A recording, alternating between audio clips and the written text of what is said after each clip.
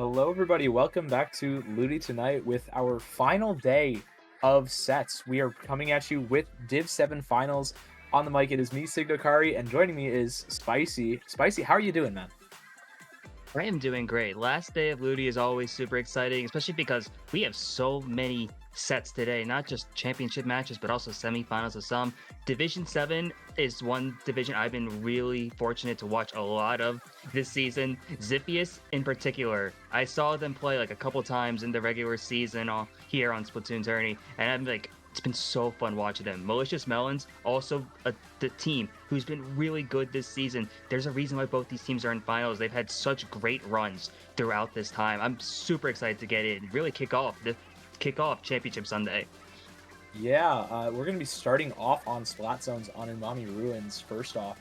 And I'm just taking a look at some of the weapons that these teams run. I'm seeing a Stringer on the side of Ziphius. That seems pretty interesting, something that you don't normally see often. Same thing with the Nautilus and the Glugadoodly Deco and Malicious Melons. That's going to be a pretty interesting pairing, I'll say. What do you think about it, Spicy? Yeah, I really like the weapon variety you have between both these teams here. You see these like niche weapons really start to come out. I remember watching like the Stringer Sea Sluggy from Ziphius and like just being enamored by how well they are playing and how well the comp works for them. And Malicious Melon is also rocking some great stuff. You mentioned the Guga Dualies. I'm excited to see what we got here to kick off this set. You do see some great options coming out already. Bamboo, I did not expect that to be coming out immediately here either. No, not at all. We have a double midline against a double backline from Ziphius. That's something that you don't really see super often, even if one of them is pencil, but you have an Expo and custom Wellstring on the side of Ziphius. Now, please, I don't remember the kits of Wellstring super well. Is it Hammer on the... On this one, I think it is. I think that is the deco, so that would make sense here. But you see immediately just how chaotic that we've gotten on this start. It's multiple down already. Malicious Melons now in the blue, able to take a hold of the zone, just trying to push on up, having to splash it online for Tito, and just seeing what they're going to be able to do here in this opening minute and trying to establish good positioning. Yeah, shutting down that Tri-Slosher getting in is really huge. Now, Fish with Bazooka is going to find a pick onto Sluggy, almost finding the second one onto the X-Washer. The teammate's going to clean that up. Going to have to avoid this hammer here, but with four members standing strong of Malicious Melons, only one is going to go down to deal with it. And they're just constantly staggering Ziphius here. They're doing a great job. Tito with that splashdown is going to force E-Man 6000 on that Tri-Slosher to drop off and just move back a little bit, delaying the zone recap even further. And Malicious Melons is in a really good spot, especially with Jose just trying to make something happen. Gonna get the flip, though, by pulling three members over to the other side of this map. And now Ziphius is in a pretty good spot to start scoring some points here. Yeah, and Ziphius needed to get that flip as soon as they were able to there. You already saw the Malicious Melons already took it down to the 31, and now Ziphius is starting to make a good advantage here. They did go a few members down, but they are starting to whittle away at Fleet, having control of both of these zones. Now Smokey it in mid, just trying to poke with that Explo and trying to see if they're going to be able to push this lead even further. Two specials online from the side of Malicious Melons, though. Rain also going to be potentially coming out, going to be shut down in the process, and that's a huge wipe in translation as Malicious Melons takes control of the zone once again. That's a huge recap, preventing Ziphius from getting any kind of lead, stacking up a massive penalty, almost as big as their own score. It's going to be huge. And now Tio is just on this top left saucer area with the tri-strikes coming out, just sectioning off a lot of Ziphius. The hammer comes out from Jose, but gets shut down immediately.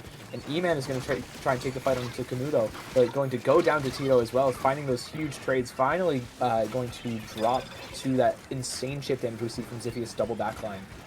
But the rest of the team is down, and Malicious Melons has already chewed through their entire penalty. They're down 25 points remaining, and with multiple members still going down on the side of Ziphius, Malicious Melons is in a really good spot to maintain control of this zone. Sluggy's going to have to back off. E-Man goes down, and the jump comes in from up top, but it's not going to amount to much yet, as Malicious Melons is just trying to get this KO immediately.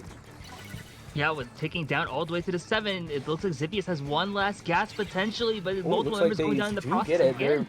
A little bit of a stall from E-Man, but Malicious Melons does end up fully KOing the game, taking a very strong statement game one. Yeah, what a game there for Malicious Melons. There was some back and forth that you saw earlier on, but you saw just how well Malicious Melons was able to respond once Ziphius got control of the zone. And despite the fact that Ziphius really took away a lot of that lead, Malicious Melons just the way they were able to coordinate their use of specials, the way they're able to utilize their just good positioning, consistently just find a numbers advantage. You're going to see this a lot in the replays where most are just able to just keep pushing up on an advantage state. And like they whittled the way through that penalty. And that once that happened, there was no stopping them pretty much.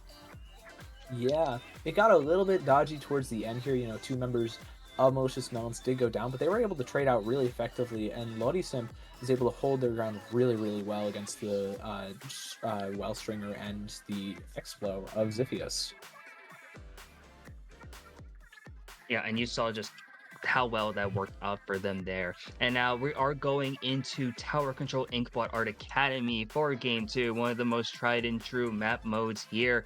And with the weapon pools both these teams have, I'm really curious to see what's going to be brought out from both sides, especially from the side of Xiphius, now down one game, still long set, best of 9, but there's some options maybe that we could be seeing, especially because there's a lot of flexibility from their side. Want to see how they respond and try to equalize the set. Yeah, they could bring up a lot of different weapons here. They have the Tri-Slosher that we saw from E-Man. The custom Wellstring that we saw in the previous map is still very effective at kind of taking bats and chipping out a lot of people there with the 5 little debt charges it has. And then a lot of these players play 52 Gal. I'm seeing 2 of them right now, Jose and Smokey Ant. And Smokey Ant also plays a fair amount of buckets too. So they definitely have a ton of options for their comp in terms of just for this second map.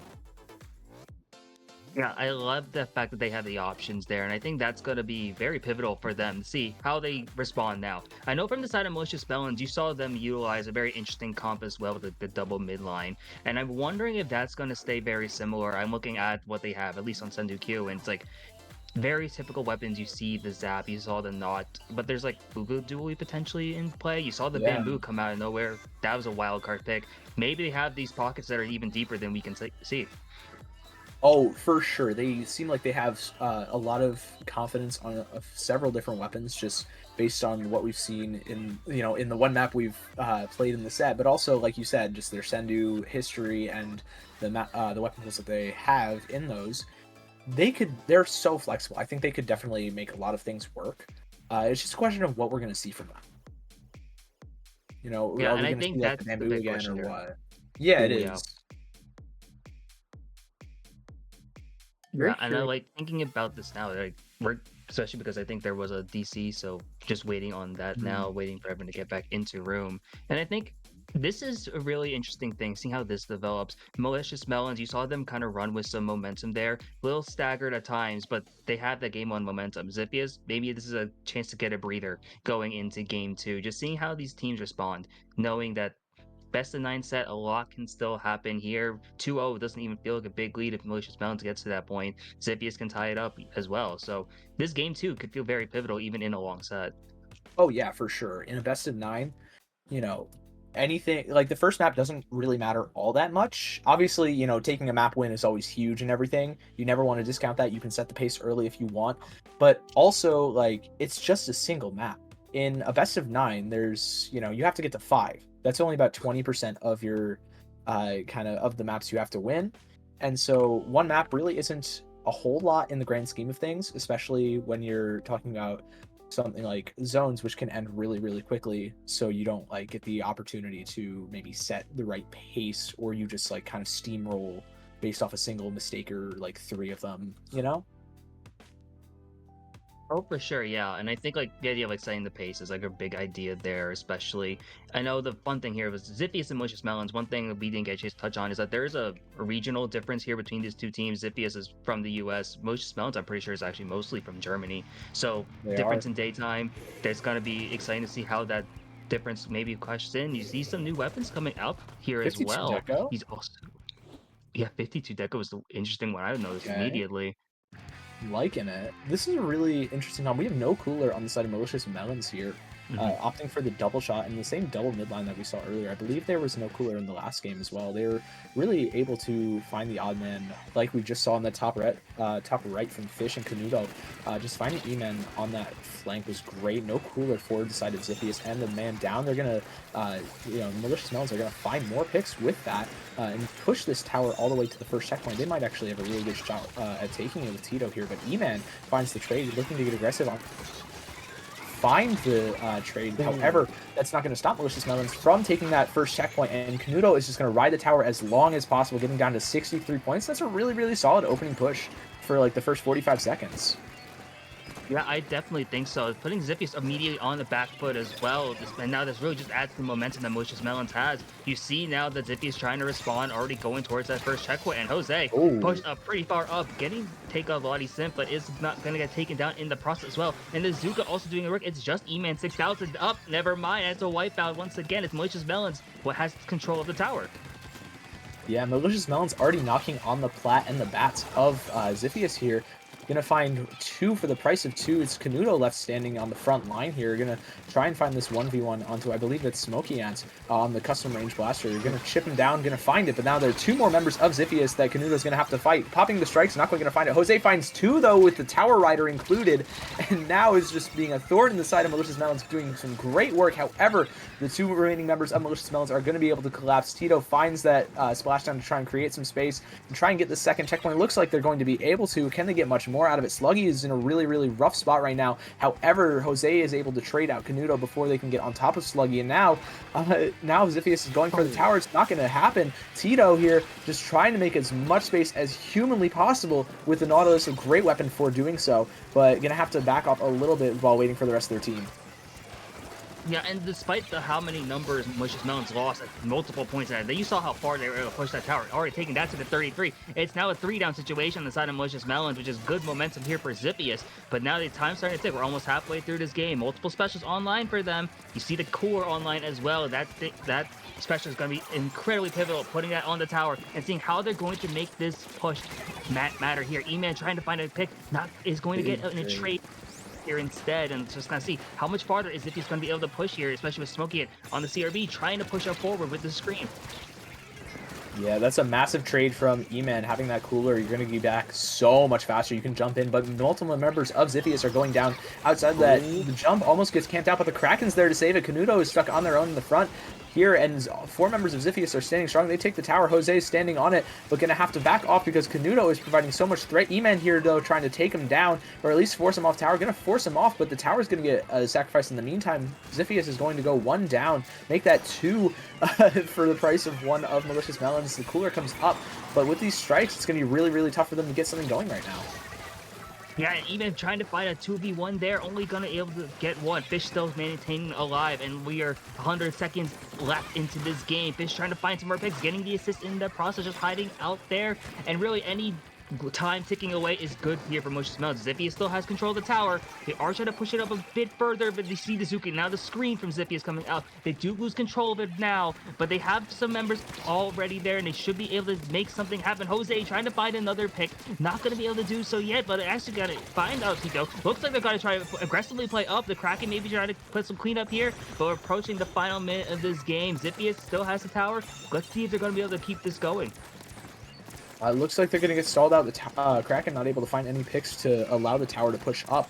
4 members of Malicious Melons are standing strong. They're holding back a little bit more. They don't really need to play super aggressive here. They have 2 specials to work with. They're knocking on the door of 3 with the triple splashdown, about 70% from that Nautilus. But at the same time, Ziphius has a couple specials of their own as well. The Tri-Strikes do come out. Finding the trade onto Jose is Canudo. Now Tito is going to get aggressive on the left-hand side. Going to go down here, putting Ziphius at the 3v2 situation. Fish, though, able to find some huge trades. E-Man's going to have to fight Canudo, and it's going to end up in a huge win for E-Man here. Now Ziphius is able to get that tower moving, finally start getting some more points on the board, going for the second tower here. Sluggy is just standing strong, applying this chip, but the Zuka comes through, and same thing with Tito. They're going to make a collapse on this tower, finding another pick on the E-Man, but Jose runs through the screen, finds a huge pick. Can they get a second? Yes, they can. It's just Canudo left standing, I believe, and 1 more on the tower. Can Jose do? Oh, not quite. Ziphius is going to need to clutch up big time and find Fish here if they want to keep this even. Yeah, it's coming down to the overtime situation, but overtime ends very soonly after as Malicious Melons clutches it out and is able to just get that last pick there and now go up 2-0, extending their lead, now finding themselves only 3 games away from a championship. Yeah, this is a lead that you can be much more comfortable with at 2-0 rather than, just the 1-0 that we saw before. I mean, you're basically doubling your lead. But honestly, Malicious Melons played that really, really well. They got that early push up. They didn't push too far. Like, they didn't push the power too far. That's something that you'll see even like a lot of mid-level teams do, like a very big Mm. mistake. Or they'll push the tower way too far without having like manpower or people around the tower at least, to try and like keep it safe. So this is great game sense for Malicious Melons here, really, of just holding back and not letting Xiphius get maybe a wipeout, especially with no cooler. Really solid stuff and game sense from them here. Yeah, and the no cooler aspect is something I want to touch on. One thing that stood out immediately, or like especially early in the first like 2 minutes, Malicious Melons plays very fast for a team without a cooler, and they're really making a lot of value in like especially in the team fight. They know that if they die, they don't have the tactical core to give them that insurance policy. Xiphius playing there with its core wasn't able to keep up there, and you saw just how well Malicious Melons, knowing what they're building their team around, how they're designing this comp, knowing that they don't have a tactical core to fall back on, just the way they're able to make the most of that with and how they're playing as a team, and especially with the speed in the team fights, has been really impressive so far and is a huge reason why they're up 2-0. Yeah, their ability to play around each other as well. I want to just look back to like the very beginning of that game where Canudo and Fish found a 2v1 onto E-Man in the front right like tree area on the, I guess it would be Malicious Melon's right side of the map.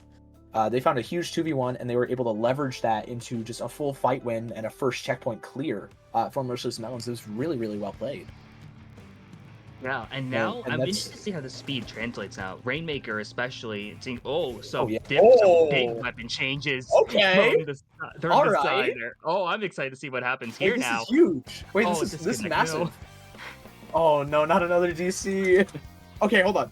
But that gives us time to talk about the comp. Okay, this is really interesting. There's like That is no, such a fascinating comp. it is. There's like no, I guess. Well, no, there is frontline. I was gonna say like there's no serious frontline, and then I forgot Decav is a frontline. But like you have Mint Decavitator, which is really, really solid. Bubble, honestly, pretty strong on this map. If you like, when you think about it, you can put it in some really interesting places to allow the Rainmaker, for example, to just run through Mm. for an extra like 20 points.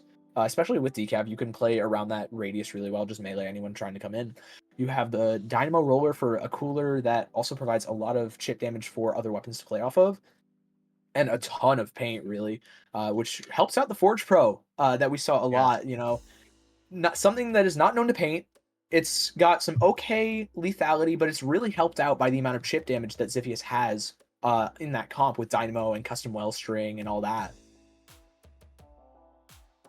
Yeah, and like just thinking about that, like that is such a bold decision to make from the side of Xiphius to bring that comp out when you're down 2-0. Like I was touching upon like the idea of like speed being such a big thing, and like the paint output isn't necessarily the same thing that Xiphius is gonna have. The speed of their weapons Yeah. isn't as crucial here. So it's such a very interesting, very bold decision to be going for that kind of counterplay onto Malicious Melons, who's been rocking pretty much the same comp this entire set so far. And to see such a drastic difference in how they are approaching this game 3, I'm hoping they don't decide to change anything now that they've seen this. But it's like I'm so excited to get into that game 3.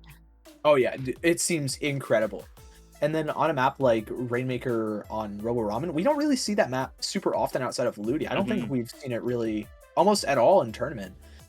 Something that you can definitely kind of get at with the Xiphius comp if we want to go around it. You can get down to that bottom right checkpoint. I know like nobody goes for it, but it's still Yeah. there, and you have a lot of chip damage to like take fights and get that Rainmaker pop even an advantage, and you have a ton of range to even to poke out the enemies if they're like choosing to hang back and play in the higher ground after the Rainmaker breaks the checkpoint.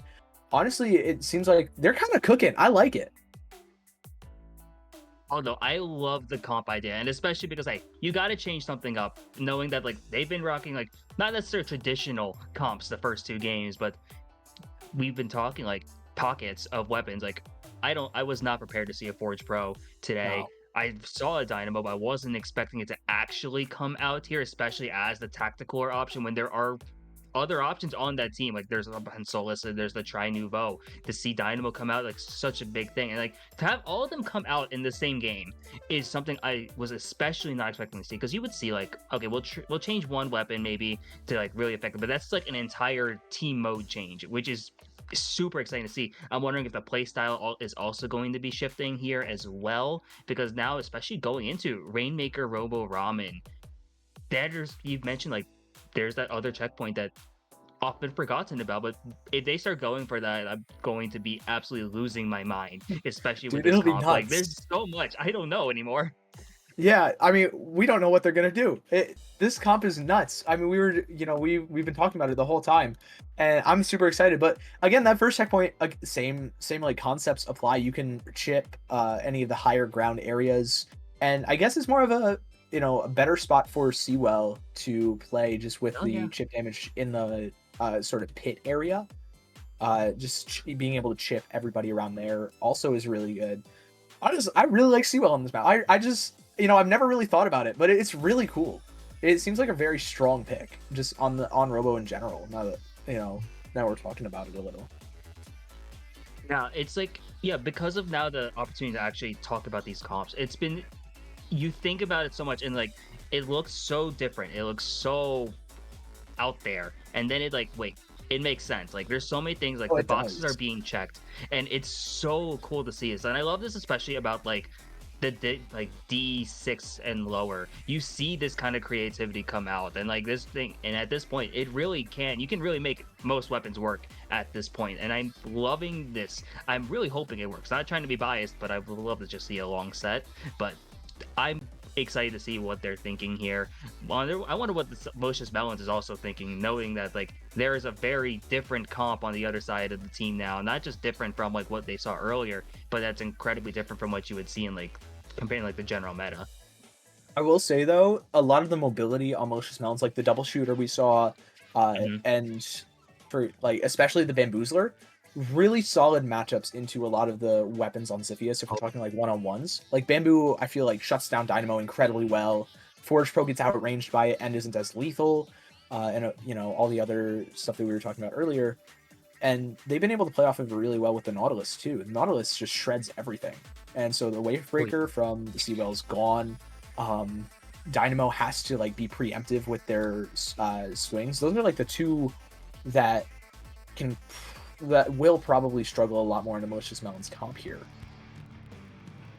And I'm really interested to see this dynamic between these two comps in particular is going to be incredibly exciting. Let's see how this plays out. You see the traditional double shooters, and then the not the bamboo, and then a very wild card esque comp now from the side of Xiphias. Xiphias doesn't want to go down 3-0.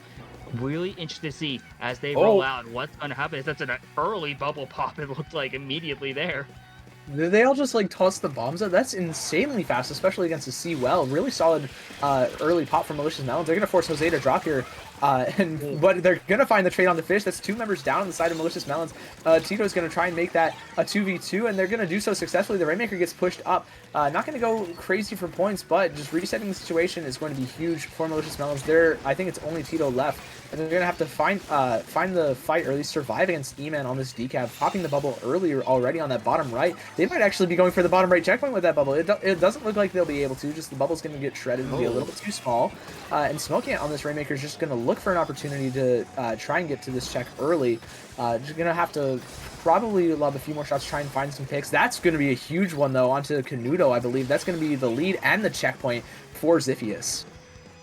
That Xiphias is cooking something and with this comp, Oh and yeah. now you see them, they have that Rainmaker now pushing it past that first checkpoint, taking it there, Oh, taking it to the 50. They are going to get wiped out in the process, but building at least lead. And I think this might have been the first time they've had the lead this entire set so far. At least that's a good mental boost for them. And now let's see, and now that they're on defense, where is this comp going to go here? And they're already shining on defense so far, taking 2 down in the process. Jose now with the Dynamo, and now just able to chip. The chip damage you've been mentioning before has been incredible. And now there's the Forge Pro having that Booyah Bomb. Now the Tactical are online as well. The pressure from long range has been working out wonders so far. They have the Rainmaker taking it to the 35, and look at them just extending.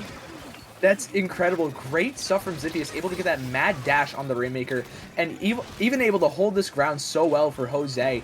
Able to just get back to mid safely by finding a pick onto Tito. It's going to be massive.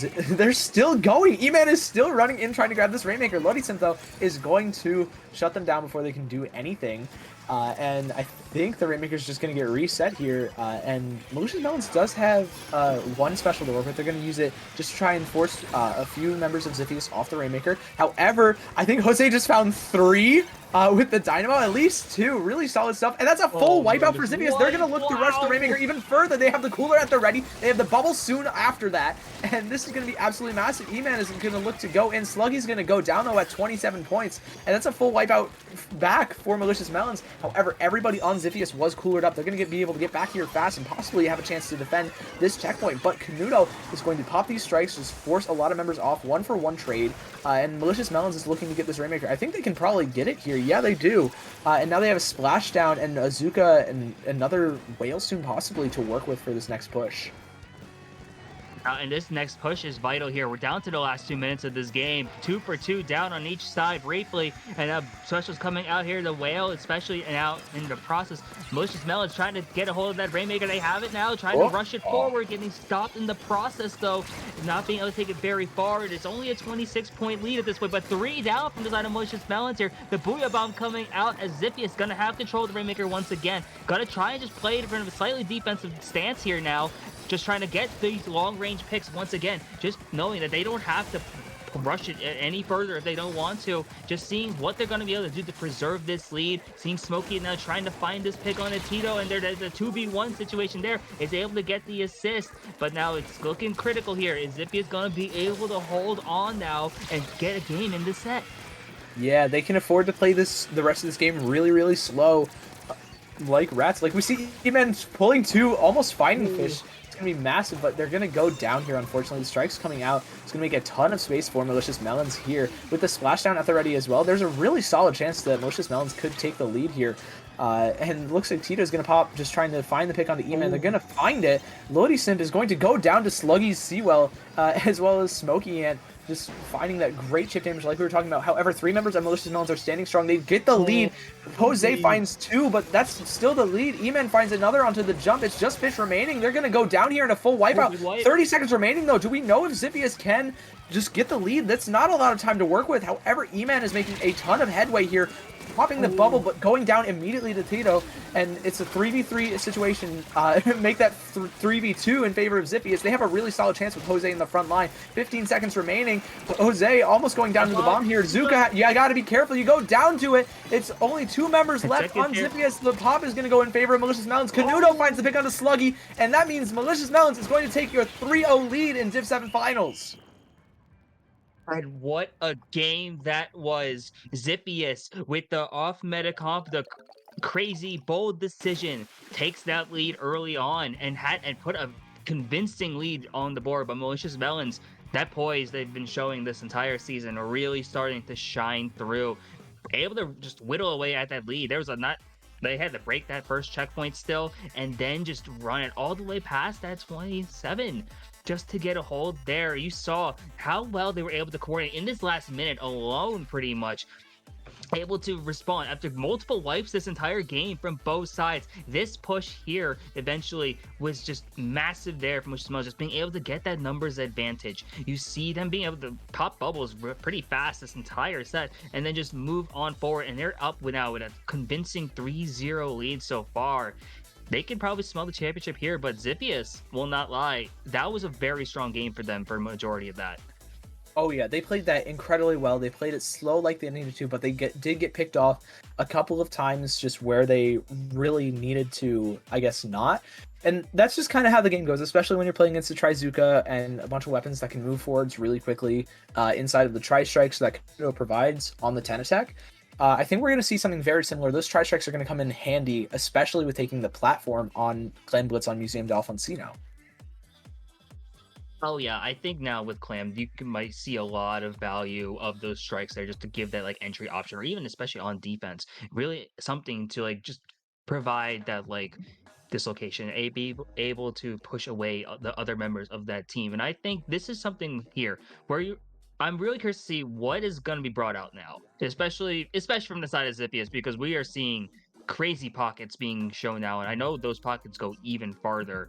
And now Malicious Melons 3-0. I don't know if they're going to go anything with different here. They've been rocking a very similar comp this entire set so far, and it's been seeming to work. But especially their adjustments in gameplay, I think that's something that has been really phenomenal for them. And I'm wondering is now, with potentially 2 games left for Malicious Melons to win this, what are they thinking? How are they going to try and clinch this out in as few games possible?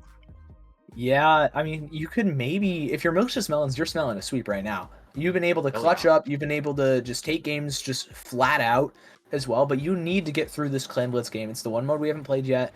It's a bit of a slug, especially against playing against like the Explode, the Dynamo, the Seawell, all that stuff.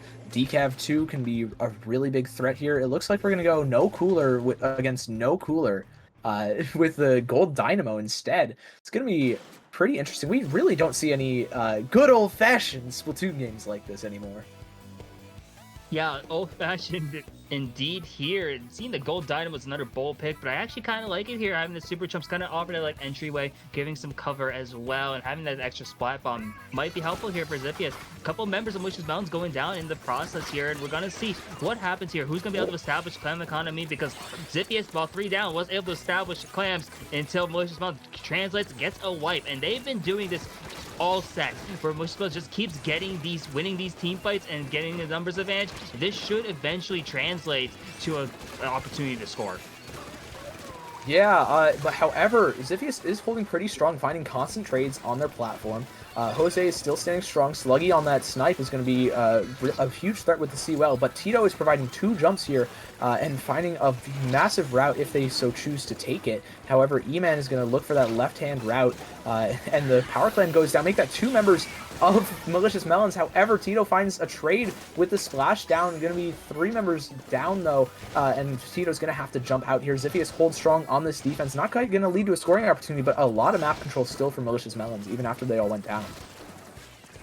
Yeah, and I think in Clan Blitz especially, map control is probably going to be the big pivotal factor here, especially because there are going to be opportunities where no team is going to be able to score, even after getting those massive pushes. Trizuka coming out from Malicious Melons in a 3-down situation once again for the side of Ziphius. And now you see Lottie Simp here, able to pop that whale, trying to push forward here and move towards the basket, able to do so, and that's 2 power clams going in as they open up the first scoring opportunity here. Lottie Simp only up alive, but gets a big pick in that process. Still holding that basket open too, as we'll see if they're gonna be able to keep it going just a bit longer. It looks like the basket will close, but good push for Malicious Melons.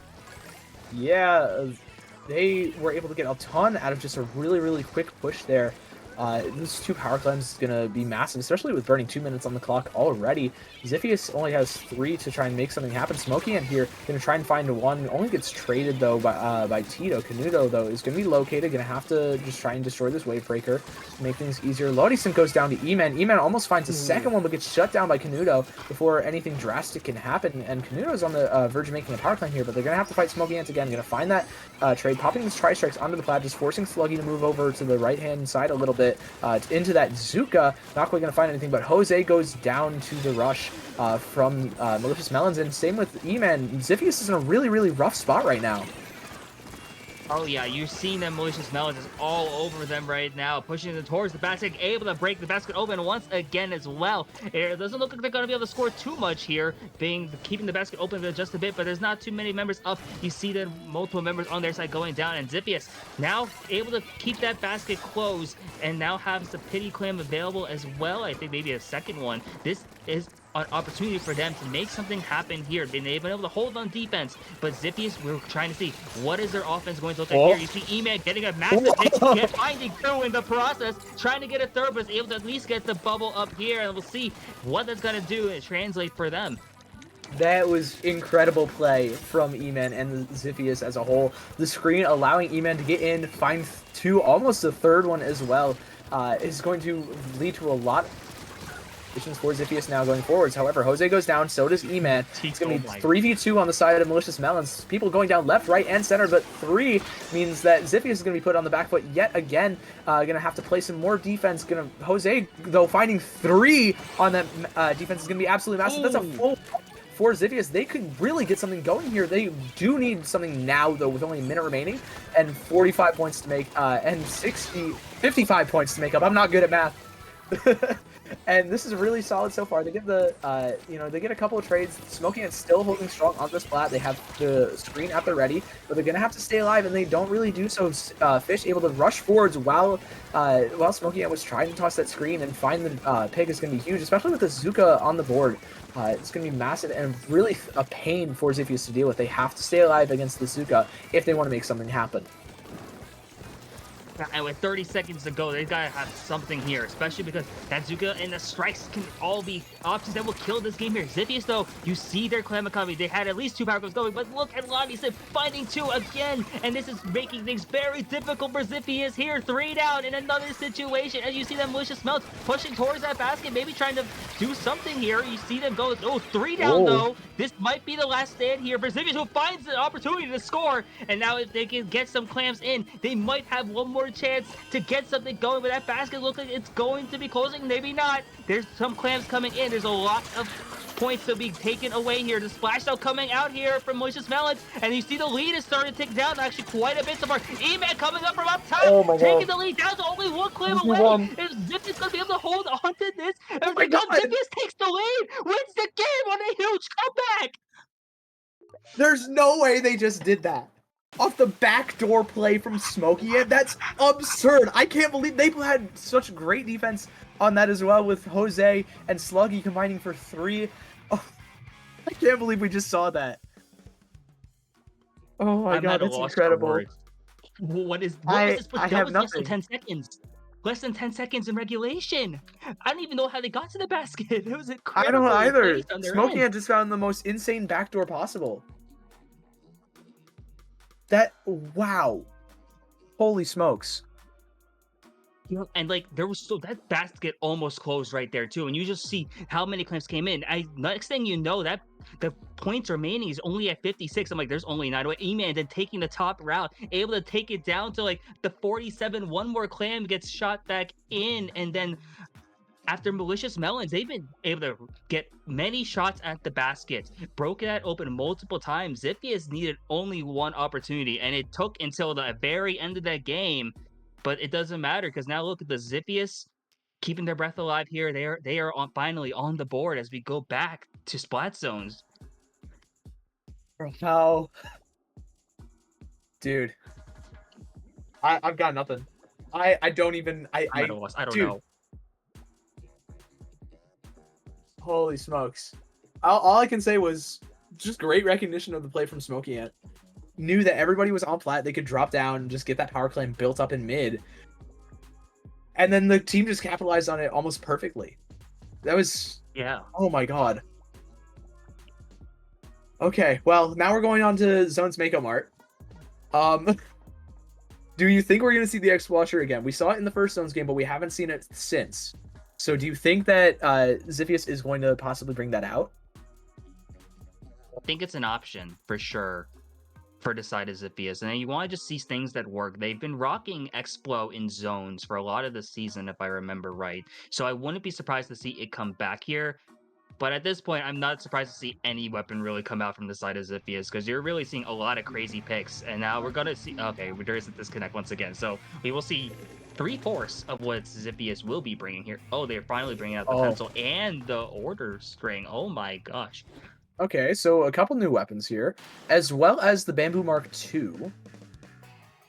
So a few interesting comp changes. We don't have a Killer Whale on the side of Malicious Melons anymore. We have Super Chumps instead, and a Fizzy Bomb. Much better sub for this map, especially, I'd say. Especially for like just maintaining stat control, getting people out of there. And then Snipe Rider, something we haven't seen, something that has been omnipresent, I will say, for like the past year of the game. Yeah, pretty much. Very curious why we haven't seen it. I guess why we're seeing it now, when Ziphius has shown that like they can play other cooler weapons, and they can even play without cooler. Oh yeah, their one win so far was without cooler, so I was actually surprised to see the cooler option finally come out here. And like, I knew pencil was in the repertoire. Smokey and having it, and Smokey and really playing the flex role in terms of like what they play, because there's a lot of weapons in their weapon pool. And now, but it's very interesting to see that pencil decides to finally come out here. Maybe looking to just kind of outrange at least what Malicious Melons have been doing, because they've been rocking like the double midline pretty much this entire set so far. So maybe that's the idea, or maybe they're trying to go heavy on the core because the paint output on pencil is very strong. It is arguably the strongest painting weapon, I think, in their entire arsenal. So maybe they're just trying to get something going there. But to see pencil come out at the halfway point of the set will be interesting. And it's also going to see what is this fourth option from the side of Ziphius to fit in with the rest of this comp. Oh, it's Gold It's Gold Dynamo. Dyna. Okay. Gold Dynamo is I think it's one of its better maps. I definitely able to just play around those stacks like we were talking about some from the Bamboo Mark II, where you can chip out a lot of that stack with just a couple swings of Dynamo. And it's really interesting just to see this, again, a lot of chip damage, a lot of longer range weapons from Ziphius here. E-Man, though, going to find a really early pick onto Canudo. Going to find a second one, I believe, was Jose, and now forcing Fish all the way back here. It's just Lottie remaining in mid, and they're going to have to move out relatively soon. Yeah, it looks like they're going to jump out. By the way, I just realized E-Man is on the Vanilla Tri-Slosher. I think we didn't note that either. Going to find 2 on the Inkjet. That's going to be massive. And only 2 players remaining on Malicious Melon's going to be on that right side. Really, really great start for Ziphius so far. Yeah, Zippy is still taking points away here, and you're looking at this, they still have this numbers advantage. You see them position up very nicely, taking 2 down from the side of Malicious Melons. They're already past the 50 here, and you're watching as this comp decision is working wonders here. The zone is going to go back into neutral for now as Malicious Melons does take control over here, but look at it swing right back to yellow as Ziphius responds in a flurry, and look at this, 2 down already from the side of Malicious Melons, make that another 2 down still from their side, and it's just amazing seeing what Ziphius is able to do as Jose now on this Gold Dynamo, just trying to find some extra picks and just really establish this great advantage that Ziphius has as they're trying to work their way out of this penalty. Yeah, great hold from them so far. The chumps are going to come out on both sides. The strikes as well. It's going to neutralize the zone and flip it just before Ziphius can get more points on the board, even just trying to extend their lead. And now it's in a really rough spot for Ziphius. However, Canudo gets traded out by E-Man. Jose comes down here. Going to go down to the splashdown, though, unfortunately, before being able to do anything with Tito. Going to be a menace up in this area of the stacks. Nautilus very strong, especially with the splashdown for taking out anybody on the lower ground. Oh, and 3 down now from the side of Ziphius. Malicious Melons is in position to potentially take the lead here, especially because there is a Trizuka online from their side. You do see some specials potentially being thrown out now, but Malicious Melons is going to be able to take the lead. Very reminiscent of what we saw in the Rainmaker game. And now you see now, they are in the purple, just trying to just keep this going as much as possible, able to take control of the zone once again now, going potentially back into yellow, but never mind. Malicious Melons holding on strong so far. Yeah, Lodi Simp is just maintaining that zone control in the face of the pencil. Going to find 2 as well. And Malicious Melons, I think, is going to KO. They're answering back for what Ziphius stole from them in Game 4. And they're ready to just end the set as soon as they can. Yeah, ending it as soon as they can is important there. And I think there was a lot on the line here for Malicious Melons, because after such a crazy win that Ziphius had in the previous game, you saw how that bled into the start of this, because Ziphius was on a roll early on. You saw them moving up and positioning well, just really Yeah, they had locking some out. really solid stuff going for them right here, especially. You know, the whale came out, well, this is a little bit later in the game, but like they had a lot of specials going with the chip damage. Stringer's really good for that, especially with the Dynamo, and Pencil just phenomenal at chipping out players, but it didn't quite work out for them as soon as they kind of lost control. This is an issue that you'll see a lot of the time with these mid-range comps, with the the mid to longer range comps, where if you get in, you'll get huge pushes. Like you'll see 60 points gone from the zone in the first minute. But afterwards, if you get locked out, it can be a serious struggle, especially if you don't have a ton of bombs like their comp does. They only have the one on the Gold Dynamo. Yeah, I didn't actually realize that, but there was only one bomb in that comp there, especially in zones. Especially with that mid-range comp. Really being able to have bombs there was incredibly important there, especially now. And now we're going into tower control, Manta Maria. Tower control was pretty much in favor of Malicious Melons earlier in the set. Wondering how that's going to translate here, especially because Malicious Melons, they're only one game away from winning it all in D7. Yeah, it's true. They are so close to it. We have tower control, Manta Maria. Definitely something I'm gonna keep coping. I love Dynamo Roller, like playing it, and honestly, there are a lot of good maps for it. It's just not a good weapon. But like Manta can be really, really solid here for Dynamo, just because you can play on, I believe I forgot what it's Bunker. Bunker is really, really solid. You can hit people that are like sharking the wall or in street. You can play on the tower and just hit everything really that you can't normally hit with like a shooter or forbid like a sniper rider or something if you want to play that here.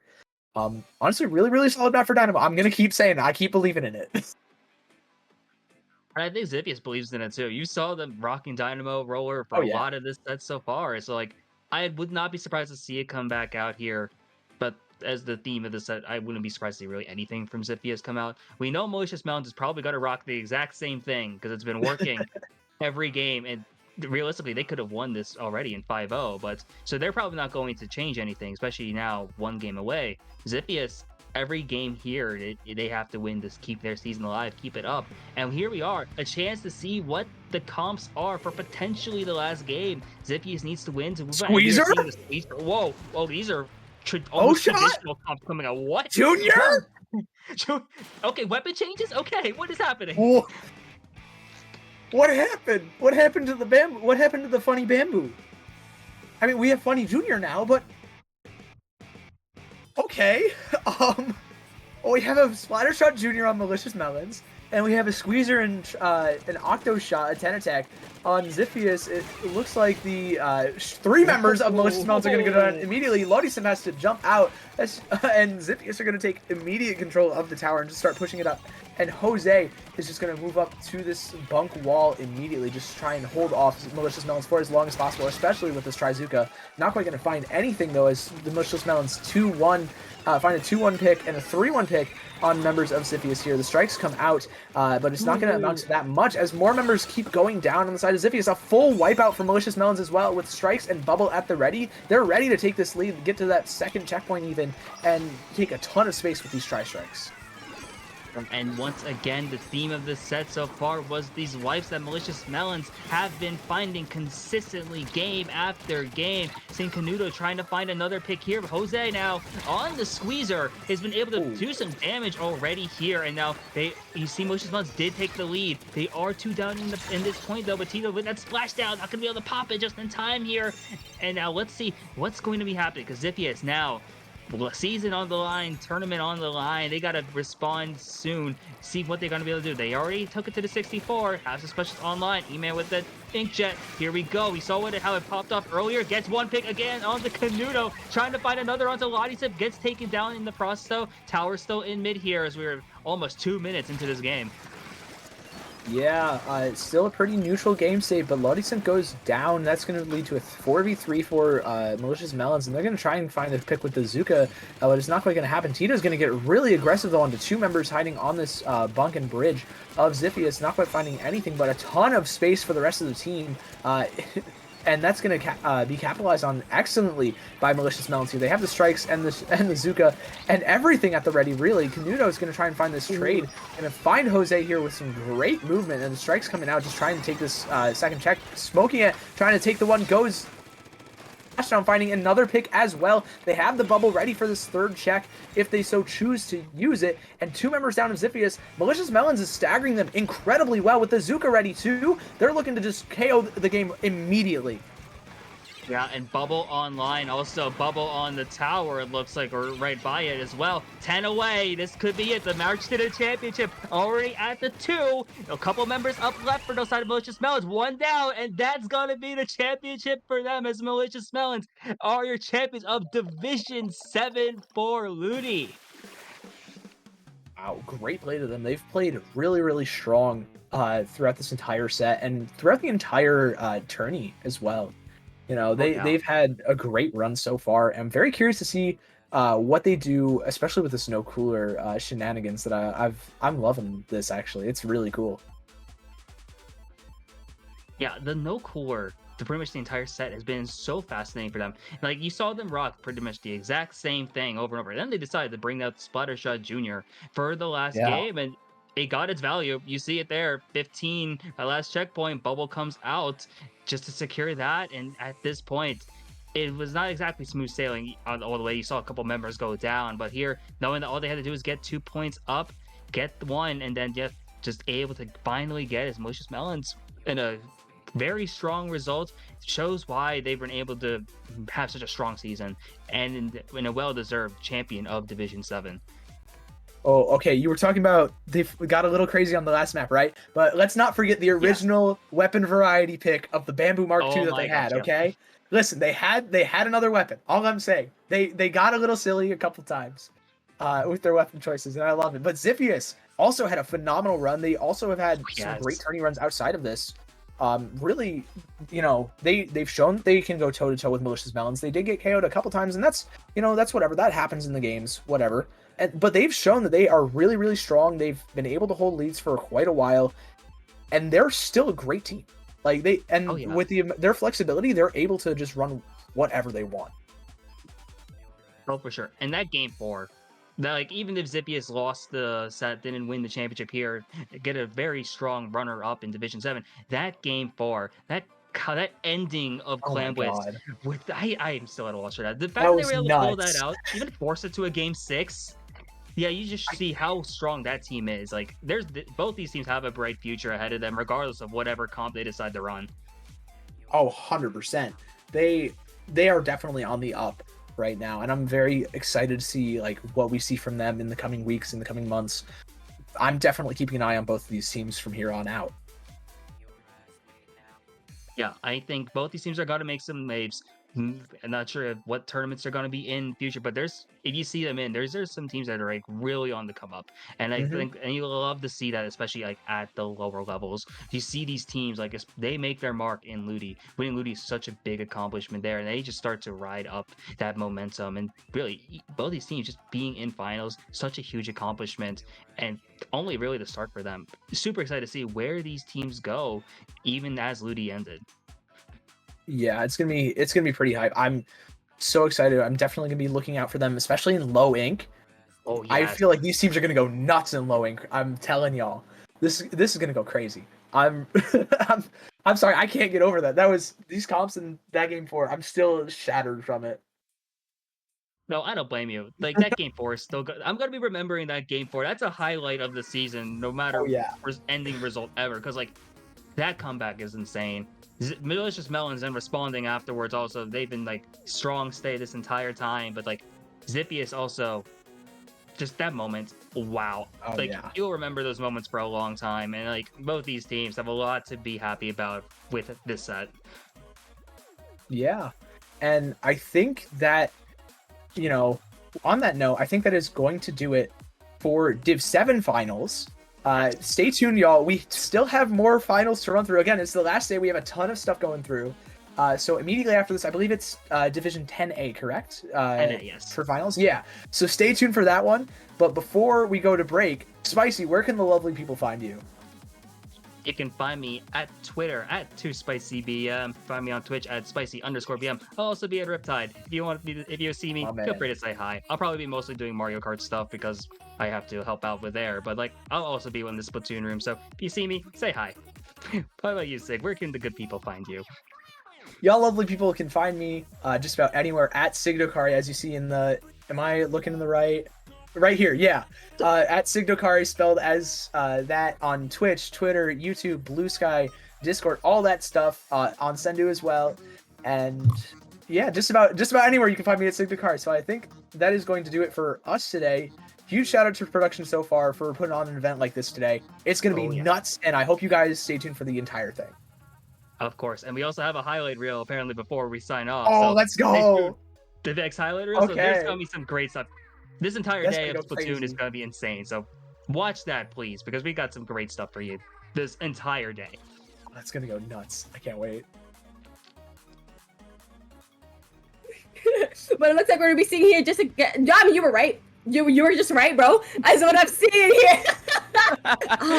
We are seeing that Pencil come out on the field. I do love that Wiper pick here, and Squelch Cheese is coming out. Ooh, That's interesting. Interesting not V.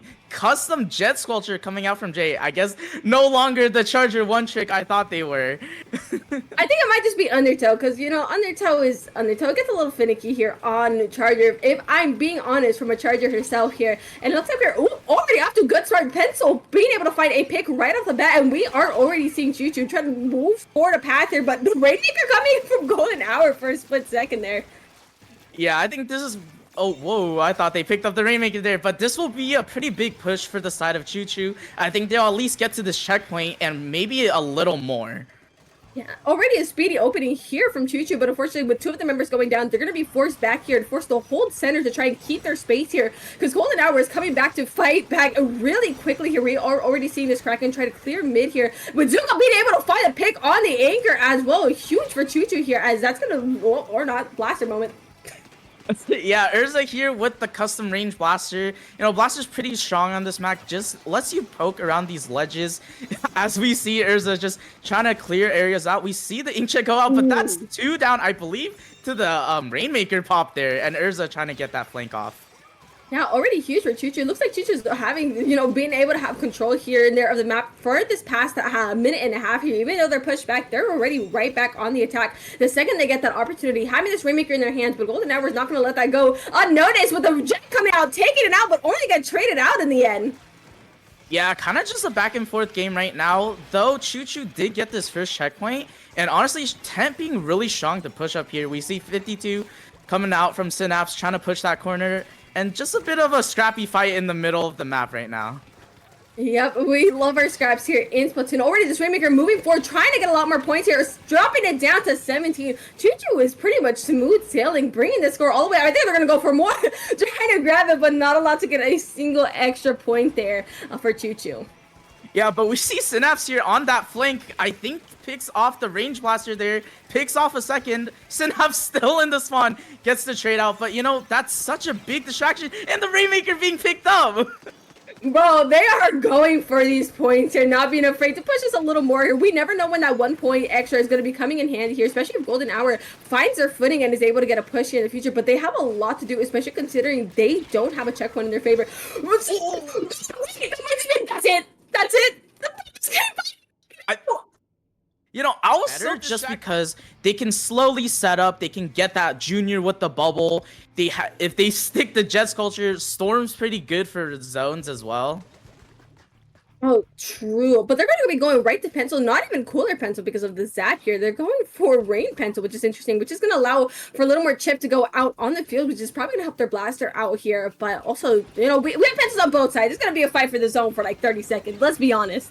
Yeah, for sure. And that's actually 2 down for the side of Golden Hour. They can quickly start pushing up here. In theory, 3 down situation, but it's just Kai trying to hold the ground here. Yeah, Pencil can only do so much here by themselves as they are just trying to hold a little bit of space here for their teammates to come back here. But with one already going down on Choo Choo, Tamara trying to find Tamara also going down. Golden Hour is sitting really pretty here, just constantly taking picks off of Choo Choo. What a drastic difference here from the last match we saw. They are moving with speed. Yeah, and I think you can just tell on the side of Golden Hour, just so much more comfortable with splat zones. They knew where to set up, and that's the pick down on the hammer there from Keen, and Aloha just going in for more.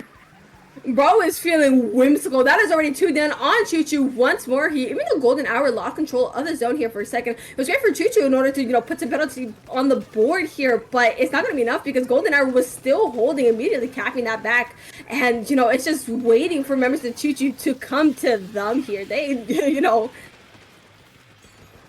Yeah, for sure. We see, though, 2 down. Actually, 2 down on both sides. The Zuka coming out from Shadowwind, unable to get a pick. And Urza kind of just trying to stall around here to make, to let their team come back. But Aloha going down early. It looks like the Pencils might be fighting for the zone here. It's left and neutral, but with 3 down on Golden Hour. It looks like it's going to be Choo Choo's turn to, you know, give them a taste of their own medicine. Already setting up in their base, seeing Shadow with this 10. I love the 10 play here. Just going in, putting the shield directly in their base here. But Golden Hour does have to find that strength to come back into center here. Yeah, for sure. Tent on this map is so strong. It holds a lot of space. It stalls out a lot of fights. But we see here Inkjet coming out from Aloha, the Wavebreaker coming out cooler as well. But is this gonna be a retake for the side of Golden Hour? Yep, it might be a little rough here, especially because Chuchu just took the lead right from him, and 2 down on Golden Hour as well. Keen with the hammer coming in for some extra picks. This is looking really good for Chuchu right here as they are looking to try and knock this out. You know, this pressure has not let up here. Once they got him on that lockout, they are holding it with only 10 ticks left. This just could very well be a knockout. Yeah, 2 down on the side of Golden Hour, but I don't think that's enough time for them to cap out for that as well. And the Inkjet coming out from Aloha. Yep, and already, yeah, seeing these picks left and right, it is just waiting for whichever team is going to be finding that big advantage they need to continue to push that tower here. You know, Chuchu does have every opportunity to play this as slow as they want, especially considering the 5-point lead here, and Golden Hour not being able to get past the 90s just yet. Bro, Keen with the hammer, trying to find a third, fighting 3, just a casual triple from Keen. Bro's feeling whimsical. Keen has been so clutch with the Wiper here. You know, we don't see too much Wiper play, but honestly, this Wiper being really strong pick into the Range Blaster is helping out the side of Chuchu a lot. Yeah, no, absolutely here. And, oh my god, they just get to go forward with it. Look at that. We're already seeing Urza trying to just find a pick on signups, not being able to find it here. It's just going to be trying to pick this tower because Chuchu's already moving forward, moving the train forward even. We like to say, even though 2 members just went down, that doesn't stop them. Yeah, I mean, Chuchu, the more they push, the better it is for them. It just stalls the tower more from the side of Golden Hour. And that's 2 down for both sides. But Synapse with the flank from far gets one, gets the trade, but Keen coming in with the shot. What? Almost trading that out, not quite. We saw a bit of silly plays coming out here from Chuchu, taking those long flanks here, but unfortunately going down. Again, it did stall time. You are absolutely right here, but we're going for trades. Unfortunately, the trades are without cooler on the side of Golden Hour, and Chuchu did have the cooler. They're coming back a lot faster, but 2 down, 3 down on the side of Chuchu. This is Golden Hour's chance to start pushing. Yeah, they gotta get going here because they only have a minute to get to 4 here if they want a chance to take this lead back. See, these strikes him out, allowing a little bit more space for their team here. Jay coming to grab this tower once more. Golden Hour's gonna lock right in here. You can't really afford to be going down here. At least these numbers are even, and this first checkpoint is getting pushed here. This is, their last opportunity. They gotta make it count. For sure, and that's Jay going down to Kai's pencil. The trade here going in the favor of Chuchu, and that's the wipeout. That's a wipeout. It's gonna take a miracle here for Golden Hour to try and grab this tower. Once more, the turf is just being painted all in yellow. Chuchu is just gonna be holding this tower until game ends. 5 seconds left. We see Keen with the hammer at the end, but this game was so tough for Golden Hour. Just the amount of pressure going down just as fast as that push started. Yeah, score 34 is very strong, but you know, no score is ever safe in Splatoon, as we say. Oh my goodness, no score is safe indeed. He's here, especially as we see just how fast these points can actually tick down here. But definitely Chuchu is at an advantage here, considering they are the only team between the two that have scored. Yeah, and we see Synapse again going for that flank. I don't know if the rest of Chuchu sees it, or Golden Hour sees it. What am I talking about? Aloha definitely sees it here, just trying to pick up side eyes, but Bro is feeling whimsical and still got that pick here with the power climb in their possession and running circle, just trying to get out. No, just getting picked off. They were so close to surviving that, but we see here Keen with the hammer. Bubble not really doing anything because the hammer can just kind of go through it and smash anyone in the bubble. It's just like bang, with a hammer, but unfortunately not being able to find a pick without a hammer either. Looks like Golden Hour is actually finding themselves in a turf advantage here, but one of their members unfortunately going down here, losing their blaster is not what you want here. As I think arguably they're a little bit scattered here, so they might just be getting picked off. Yep. Yeah, Aloha trying to go for the play there. Unfortunately, just didn't have the paint around them to really go for that aggressive push, and that's gonna be the pencil going down, and I think Chuchu's gonna try to go for a third open here.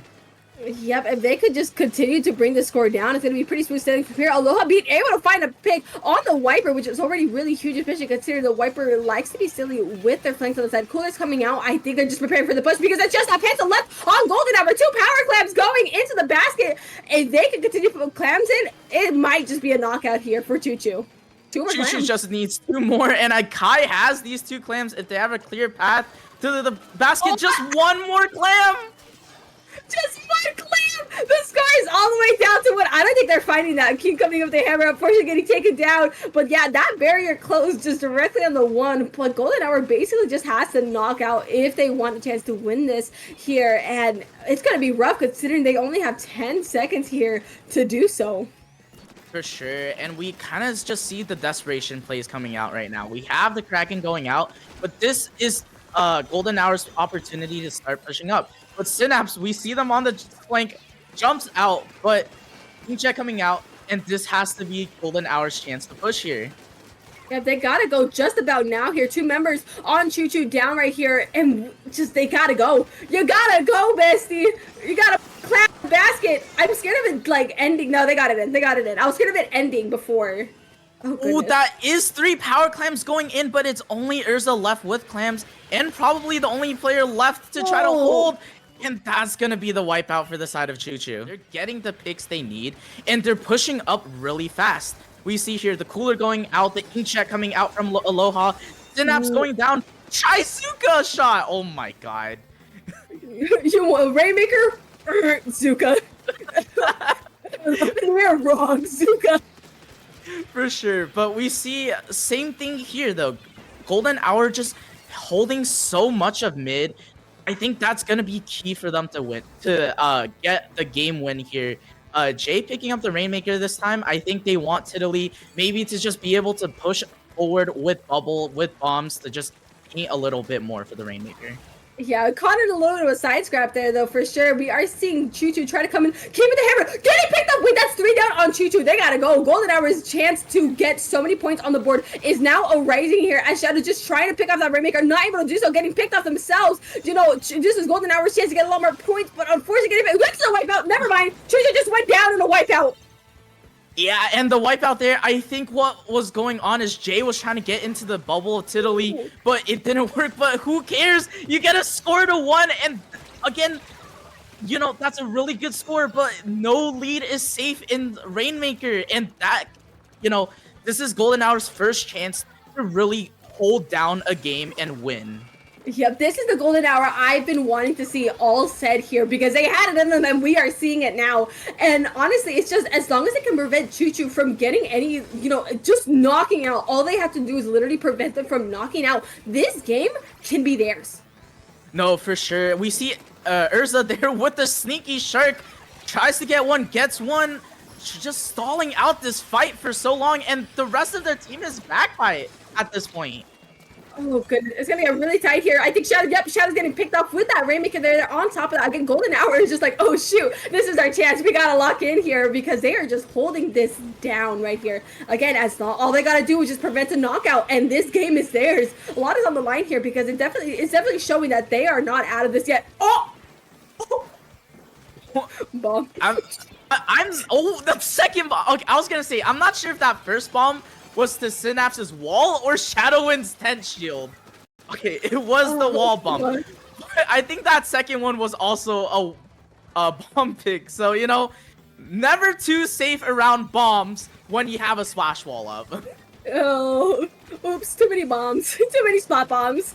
Oh my goodness, and that's just how it is. Spot bombs are deadly, and we are definitely seeing it here. It looks like Chichi's going to be opting to go here for this right path here. You know, trying to find an opportunity themselves to go in. That path is a little too clear, and it's making me nervous with 2 members on Choo Choo down. This could, they got it! It doesn't matter. I think that's a bomb. Did a bomb get that?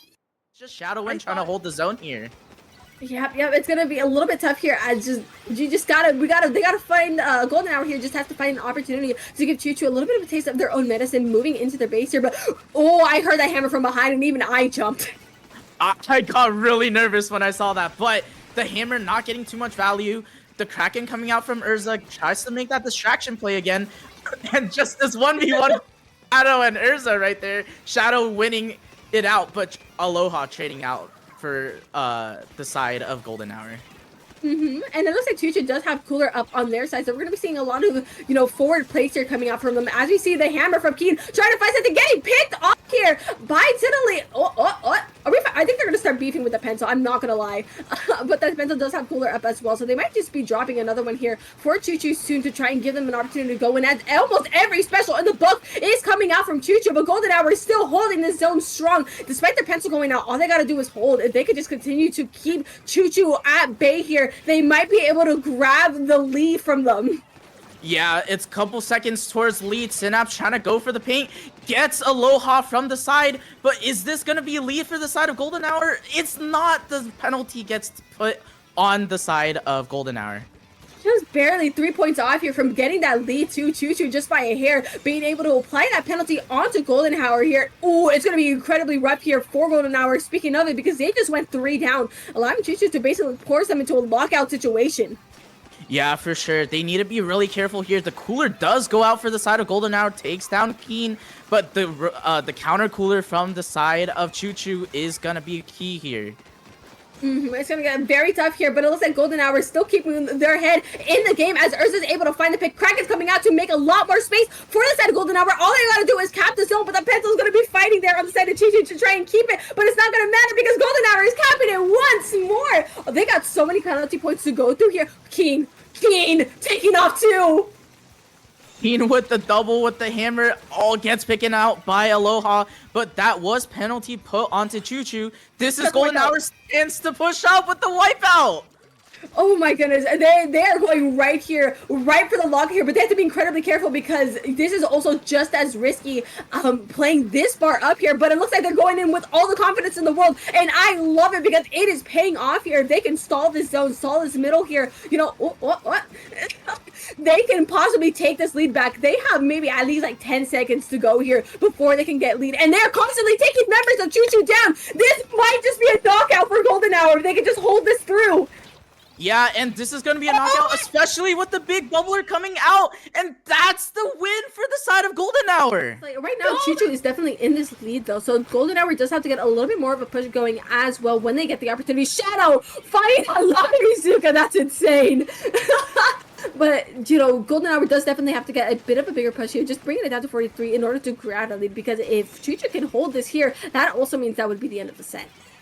For sure. I think what's important, though, is Chuchu didn't get to that second checkpoint yet. They didn't even start trying to break it. So that's a good thing for Golden Hour. If they can get to that second checkpoint or even break it before Chuchu can, that will be a lot of momentum for them.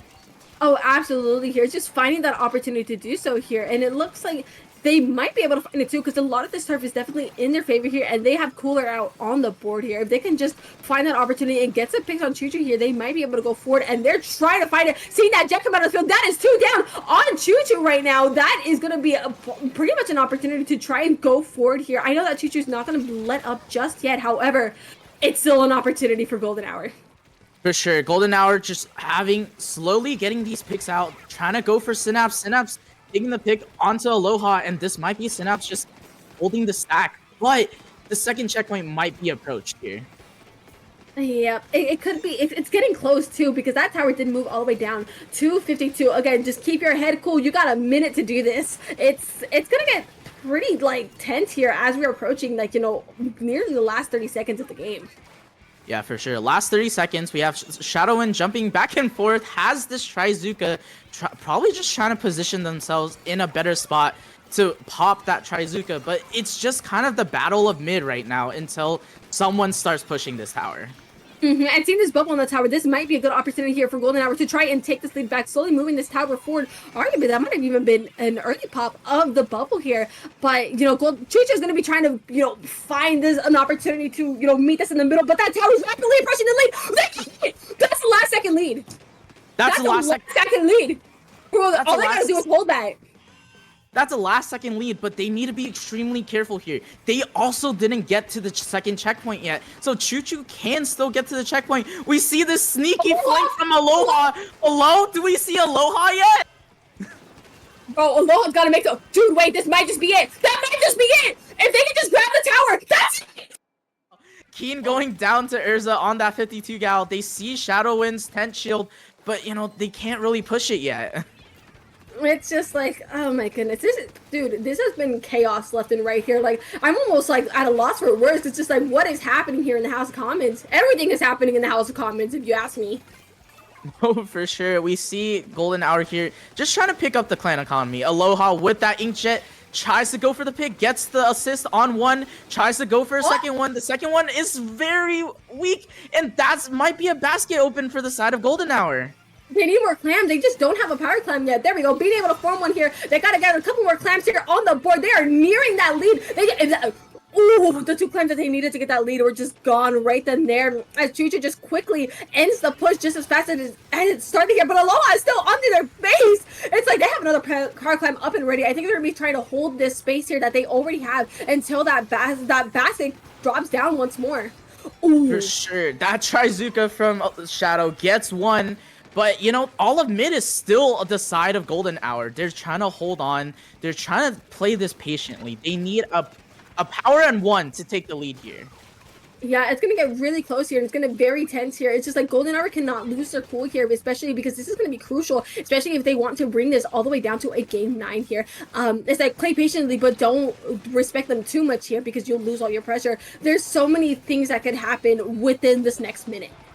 For sure, Aloha with that Inkjet doesn't really get a pick yet, but I think it just used them mainly as a distraction, getting 2 down. Wait, what? Choo-Choo opens the basket? What happened here? Wait a second. Uh-oh. The dude Kitty coming in with the hammer in the bag, just bringing that ultra long flank here. As, you know, they're trying to get a little more pressure on the board, but that back to open and close just as fast here as I think...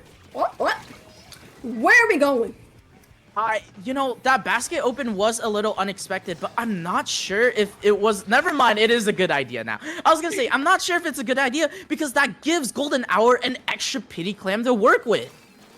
And it's just like, I mean, they're still putting more clams in, but that also means that they just went 3 down on top of that. That is Golden Hour's opportunity to try and get a counterattack, especially because they are reaching those last 10 seconds of the game, and that overtime, they're at the mercy of overtime for this push. So keep your cool, and you gotta find that opportunity to go in here. As, ooh, they are able to find the pick on one of the members of Choo Choo here, but Keen coming in already, as Aloha is able to pick them up. This might be the opportunity they need to get these power clams in. Going in, jumping, this one power clam, going in!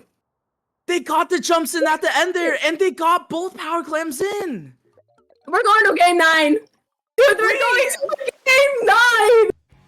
What is going on? Pencil there, but someone in mid from the side of Choo Choo gets the Rainmaker, and that's kind of just going to be a reset for the side of Golden Hour here.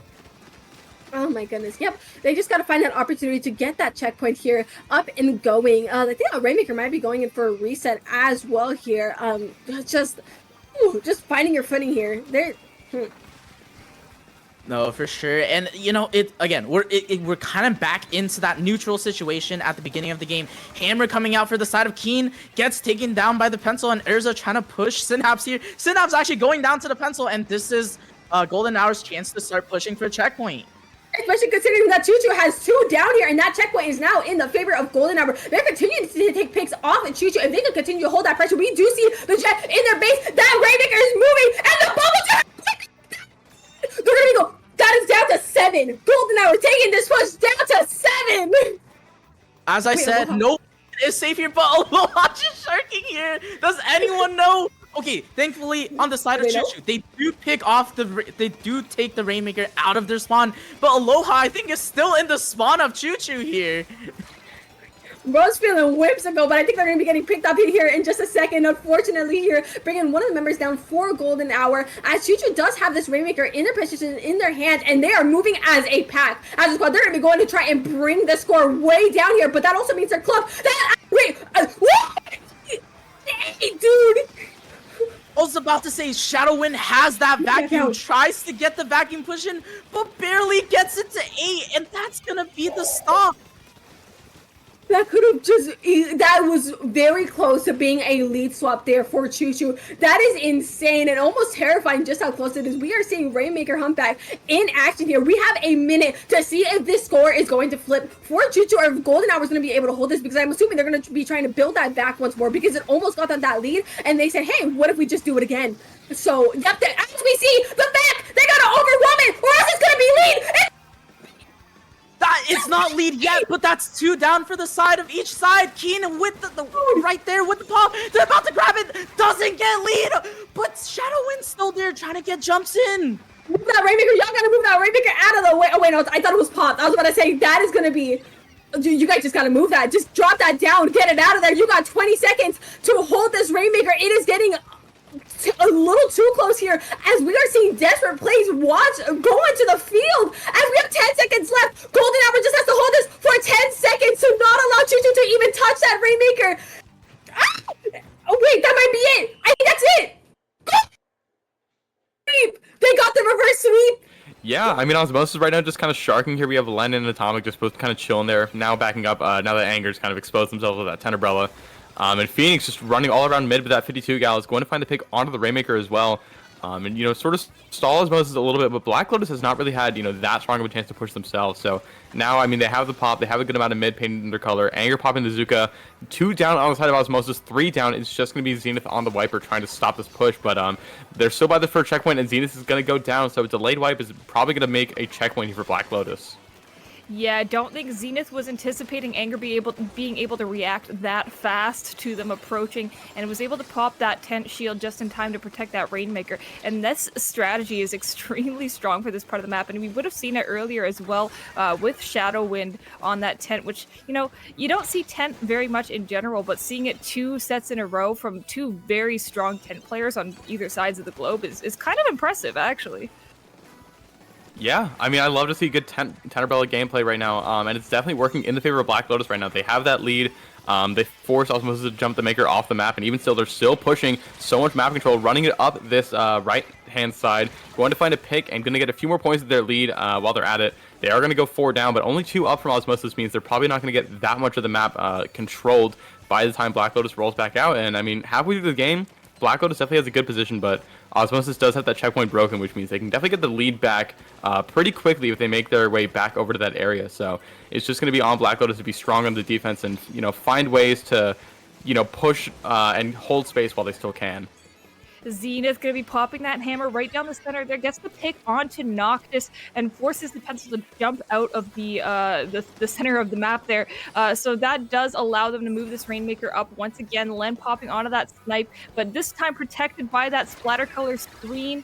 That's going to move that Rainmaker up. They're going to be able to reobtain that lead, and that is just going to be another difficulty for Osmosis here. Like it's 32 on this map. Both teams have a very, very strong opportunity to, like, extend this. 32 is never going to push, right? It never is. Yeah. I mean, ideally on this map, you get into teens, especially, I mean, now that the slick is gone, honestly, you might just want to knock out.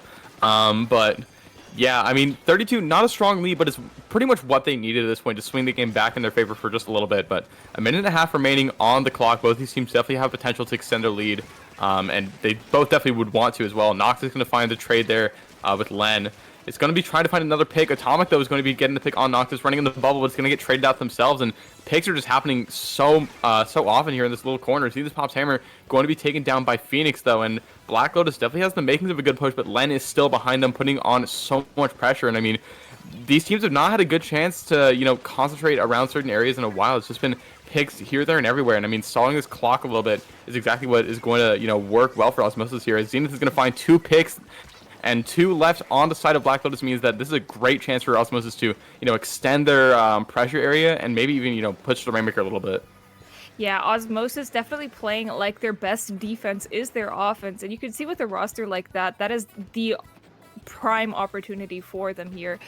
So you're going to see them picking up that Rainmaker quite a bit more, most likely future in this map, just because they don't want to give Black Lotus an opportunity to pick it up. They don't want it in their hands whatsoever. But at the same time here, you're going to see a lot of aggressive plays, probably from Zenith and Len. That bubble's going to be popped out on that left side there, just allowing more people to jump in safely to mid and allow them to take this fight without risking too much in spawn either. Yeah, I mean, a few seconds left, and Black Lotus is going to be picking up the Rainmaker for the final time this match. Zenith is going to be trying to find the pick with the hammer, and is going to be able to do just that with the assist from Len and Osmosis. is going to just very narrowly sneak away with the game 1 win. Have a sustained hold on the zone if you want to get in striking distance of that lead. And right now, I mean, 3v2 numbers advantage, they can definitely press this to get the wipe, and Atomic's going to be doing just that to find a pick onto Phoenix there. But Zenith's going to go down courtesy of Fat Cat, I believe, on the pencil. So still not a solid hold for Osmosis yet, and Black Lotus already showing signs of life with the bubble, just to kind of rally the team behind. But picks happening, 2 on either side. This is a crucial team fight for the rest of the course of this game here. As the zone timer starts to tick down past 50, Zenith's going to go down, though. All the members of Black Lotus are back in mid, trying to just make something happen. Anger patrolling with the right, with a 10 here, and is going to be enough for the cap. But picks are still happening, fights are still happening. It's just going to be 1 left, and a delayed wipe is going to get Osmosis back in mid and back in control. Wow, Atomic with the double moving up there onto that side, gets that final pick that they needed there. So they have moved up in front of that zone there. That splatter color screen is going to be put on hold for now as they wait for members of Black Lotus to try and reapproach mid, kind of see which avenues they're taking here. You can see a lot of them are going to this right side here. I would not be surprised to see this splatter color screen get popped very soon, just stopping them while they don't have any more penalty points at bay. Looks like they're taking a while, but it is going to get popped now. Atomic's still moving around these corners here, saying, hey, you know, I know your strategy is about maneuvering, but I will outmaneuver you as well. So 15 seconds left to go. They are 1 member down on each side here, but they still have Bab on the side of Osmosis. That means that zone is going to be held onto them for quite long enough to get them down to 1, but that's not going to be enough. It's not enough quite yet. You got to go just a little bit farther, but 3 down. We're seeing a bit of a reverse here. A quick cap for Black Lotus to stall the game out for just a little bit longer as Osmosis gets it right back in their hands. But Black Lotus just able to avoid disaster there temporarily. But now a minute 15 left on the clock. They have to make it back into the zone, and Osmosis still doing a great job of just spacing them out and making it hard for them to play their game. Atomic, though, is going to get taken down early, and that is a crucial pick for Black Lotus to get, and Zenith goes down as well. This is a great opportunity then to push back in, especially as Atomic is going to be respawning. A minute left on the clock. Barely anything left. Just double on the Zuka there for Anger is surely going to be enough to get the cap here, but Zenith pulling out the hammer is going to get taken down, though, by Anger on the Tenebrella, and now Black Lotus has another chance for a hold. One of their last chances in this game. Noxus pops the bubble down early to try and just get some form of control here as Osmosis is going to be respawning, but it's going to come down to this one final fight. About 30 seconds separates this knockout from happening. Yeah, I was a little worried about that bubble placement there and the timing of it ultimately, but it seems like it paid off. Zenith getting a little bit too close to that ledge, and Blaster said, I will be taking that, thank you. Len getting back into zone, though, says, I will be taking that, thank you. Pops that bubble. That screen is coming out as well. It might be a bit early, but there's only 15 seconds left in the game. That means they don't even have to knock out here. They just need to hold this long enough. They could even go neutral here if they want. They just have to avoid Black Lotus getting a cap of their own in these next 3 seconds.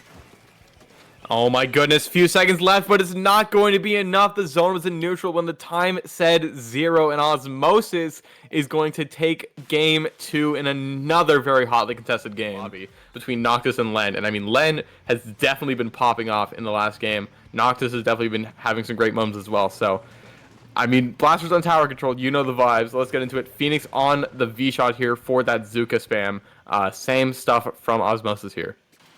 I do find this map a bit interesting for Blaster, at least, because a lot of those ledges are kind of too high almost, and you kind of have like dinosaur raptor arms with that weapon on occasion. It depends on the map, and I think this is one of those maps where it can happen, but certainly there's a lot of avenues they can still take, and you're gonna see this really early on in the game here. Just Black Lotus moving up extremely far on that right side here, understanding that in this map in particular, that whoever wins that first fight is in for a good reward. Looks like that did turn around very fast on them, though, with Osmosis cleaning that up. Is going to be moving up very far. Atomic getting quite greedy, moving down that center there. That cooler's going to get popped, and Len has decided to take the initiative of taking that top left push. Yeah, I mean, Black Lotus got a little bit too aggressive there. They, pushed a bit too far forward. Now, Osmosis just kind of caught all 4 of them, got a wipe, and, I mean, just off of that alone, they have a push down all the way to the 30s. clearing that first checkpoint in the first minute. That's a great push already, and Phoenix is going to get taken down as well. Osmosis, I mean, they might not get much more work done on the tower for now, but they can just continue to hold this space right now and make Black Lotus uncomfortable and force them to make mistakes. And I mean, that's exactly what's happening. 3 versus 2 advantage, and tower is moving once again in favor of Osmosis here towards that second checkpoint. And this second checkpoint, I mean, it's kind of the final bastion that Black Lotus has to play around, because I mean, this tower is moving quick. This game is moving fast. Len's going to find some picks as well. It's just going to be Noctis taken out by Atomic as well. Full respawn here from Black Lotus, and Osmosis is just going to get right back on the tower and keep cycling this pressure. And we might be seeing a quick game 3 here, Siren. I think so too. Atomic going down, but is still going to be able to pop that splatter color screen beforehand here. Zenith, the last one standing, drops down below, but does get picked off once again by Anger, as Black Lotus is finally seeing a bit of a window for them to move and get an opportunity for themselves in this match. But you can see a bit of hesitancy. You see Noctis kind of anticipating someone to be sharking around these areas. A lot of these auto bombs going out trying to spot someone who might be there. But as we can see as spectators, we know that's not really the case. They are back in their base. They haven't moved up that far just yet. So maybe that hesitancy is going to get in the way of them a little bit, but that bubble is bailing them out of jail here for the time being, before Atomic comes in there and just derails the entire thing.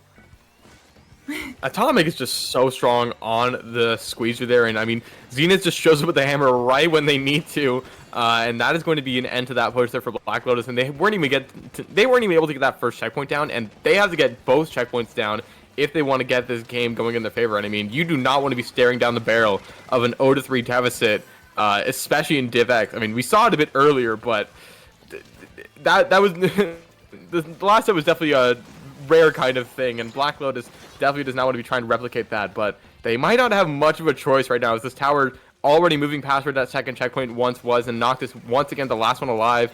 Bab is just going to be sitting back, making sure Osmosis is never going to get fully wiped, no matter how aggressively they push, and that really just lets the other players just kind of go wild. Zenith finds a crazy hammer pick right there, finds another one as well, and just cycling these picks like crazy. Osmosis is just going to be converting that to a wipeout and a knockout, going up 3-0 in the set. A few picks here for Osmosis to get going here. Screen is going to be fading out of relevancy, but Len going to be trading with one. Phoenix is going to be trying to hold down the fort here, so to speak, for Black Lotus, but Osmosis just backing up smartly, not wanting to give up any of the control that they've been working so hard for. And I mean, we're just back to Clambless neutral. Yay, Clan Blitz neutral. Zenith, once again, going to be the first one trying to push up out of their team. Len going down as well in the scuffle. So that is going to be Anger pushing up through mid. They do still have all this blue paint coverage. But it seems like someone's jumping out. I think that was probably Bab with a power clamp. But doesn't look like they got quite out of the map. Seems like they just ended up behind them, where they unfortunately met their demise. So this does look like a great opportunity for Black Lotus to get a push in here. But they don't have a power clam, which is kind of questionable. Well, I take that back. There we go. Yeah, and Atomic's going to be the last one alive. Going to be dropping down into that lower area as well, jumping out. There's a splashdown to sort of clear that area by the basket. Not a whole lot of clams left for Black Lotus to extend this lead that much more, but I mean, as I say it, Commentators curse yet again. 41 points is where the lead stands, and Black Lotus starting to cycle some clams into that basket there, but losing some control in the process here as Osmosis starting to rally back around this basket. Basket is going to close, so 41 is where the lead is going to stand for now. And Osmosis really trying to get Fat Cat out of their area as much as possible, but picks are still happening on either side, and I mean, Osmosis cannot move up safely quite yet, so I mean, a minute 22 left in this game. Osmosis is really struggling to, get a good amount of control here on this map, and Black Lotus definitely been, setting the pace of this game. Yeah, Black Lotus does need to be careful from this point on, though, as to where and how they're going to set this pressure. They're going to want to keep it in a very steady state, but not in a way that risks them too much. Even in the last set there, we were able to see one of the teams in overtime score all the way down from 100 to 40, just with a few power clams. So it's very, very plausible that that kind of thing can happen once again with these teams here. And we're looking at 41 right now. Like, it's very realistic that this team could pull off the exact same thing, though they do just have to be careful. They do need to be like watching that clam economy constantly. You can see they have a few, but it doesn't look like that pity clam has been touched. And Bab is very far up here. Like they want to be fighting. No one wants to go do that chore of picking up that power clamp in their base. Len's going to be popping that bubble, but that is simply just going to be bait for the members of Black Lotus to run into and take out Len before they can do a whole lot with it.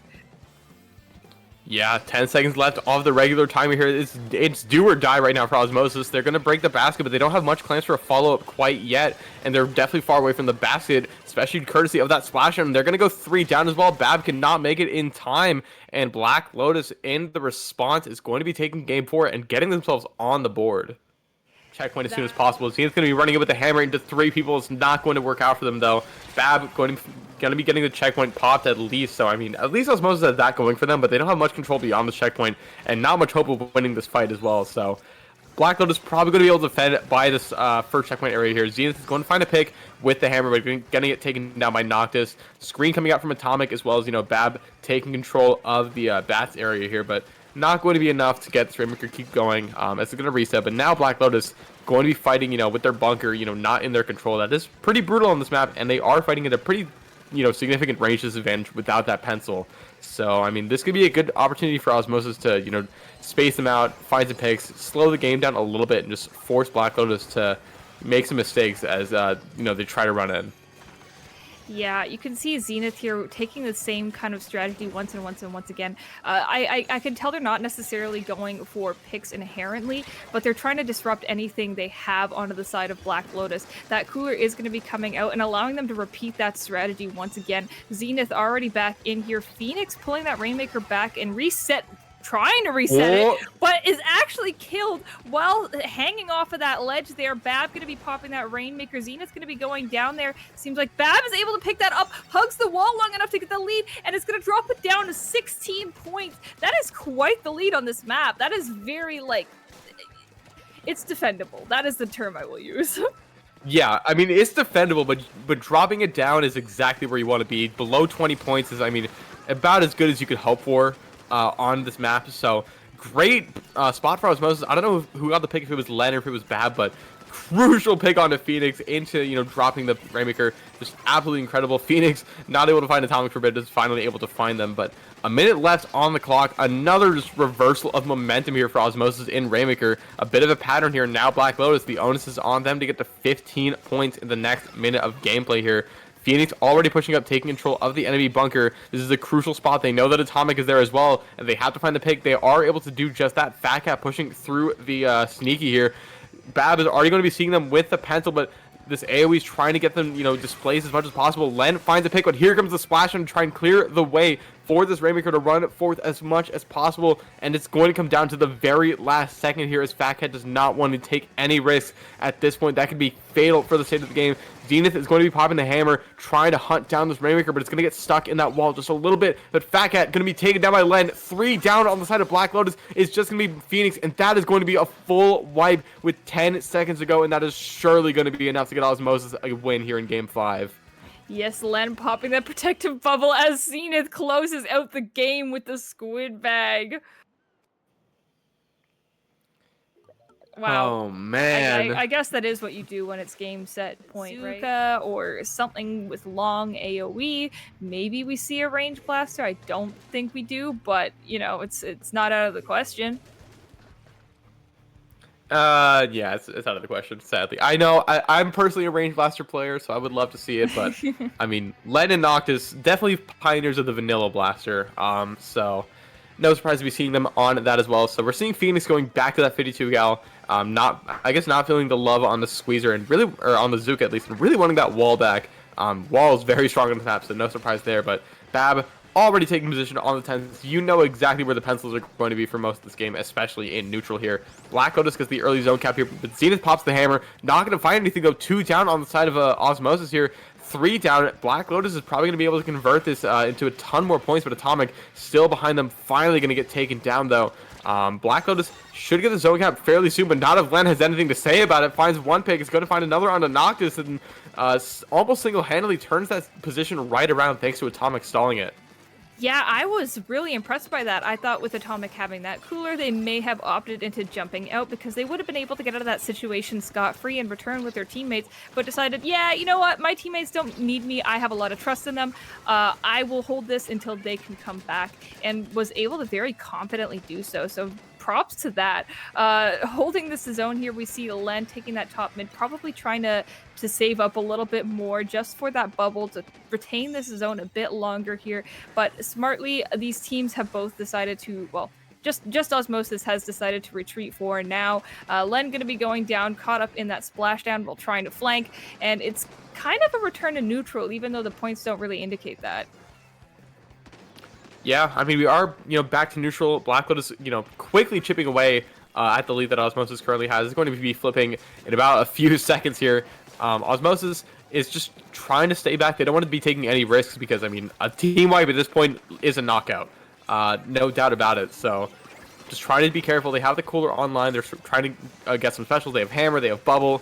They should be close to screen as well, but Hammer's going to get taken down pretty early. Len finds a pick on an Octopus, but gets taken to themselves, and all of a sudden, 2v3, this might be what Black Lotus needs for the knockout. Just have to hold a little bit longer, but the paint spam from the Squeezer and the pencil is going to be enough to get the zone back in favor for Osmosis, but that got really close there.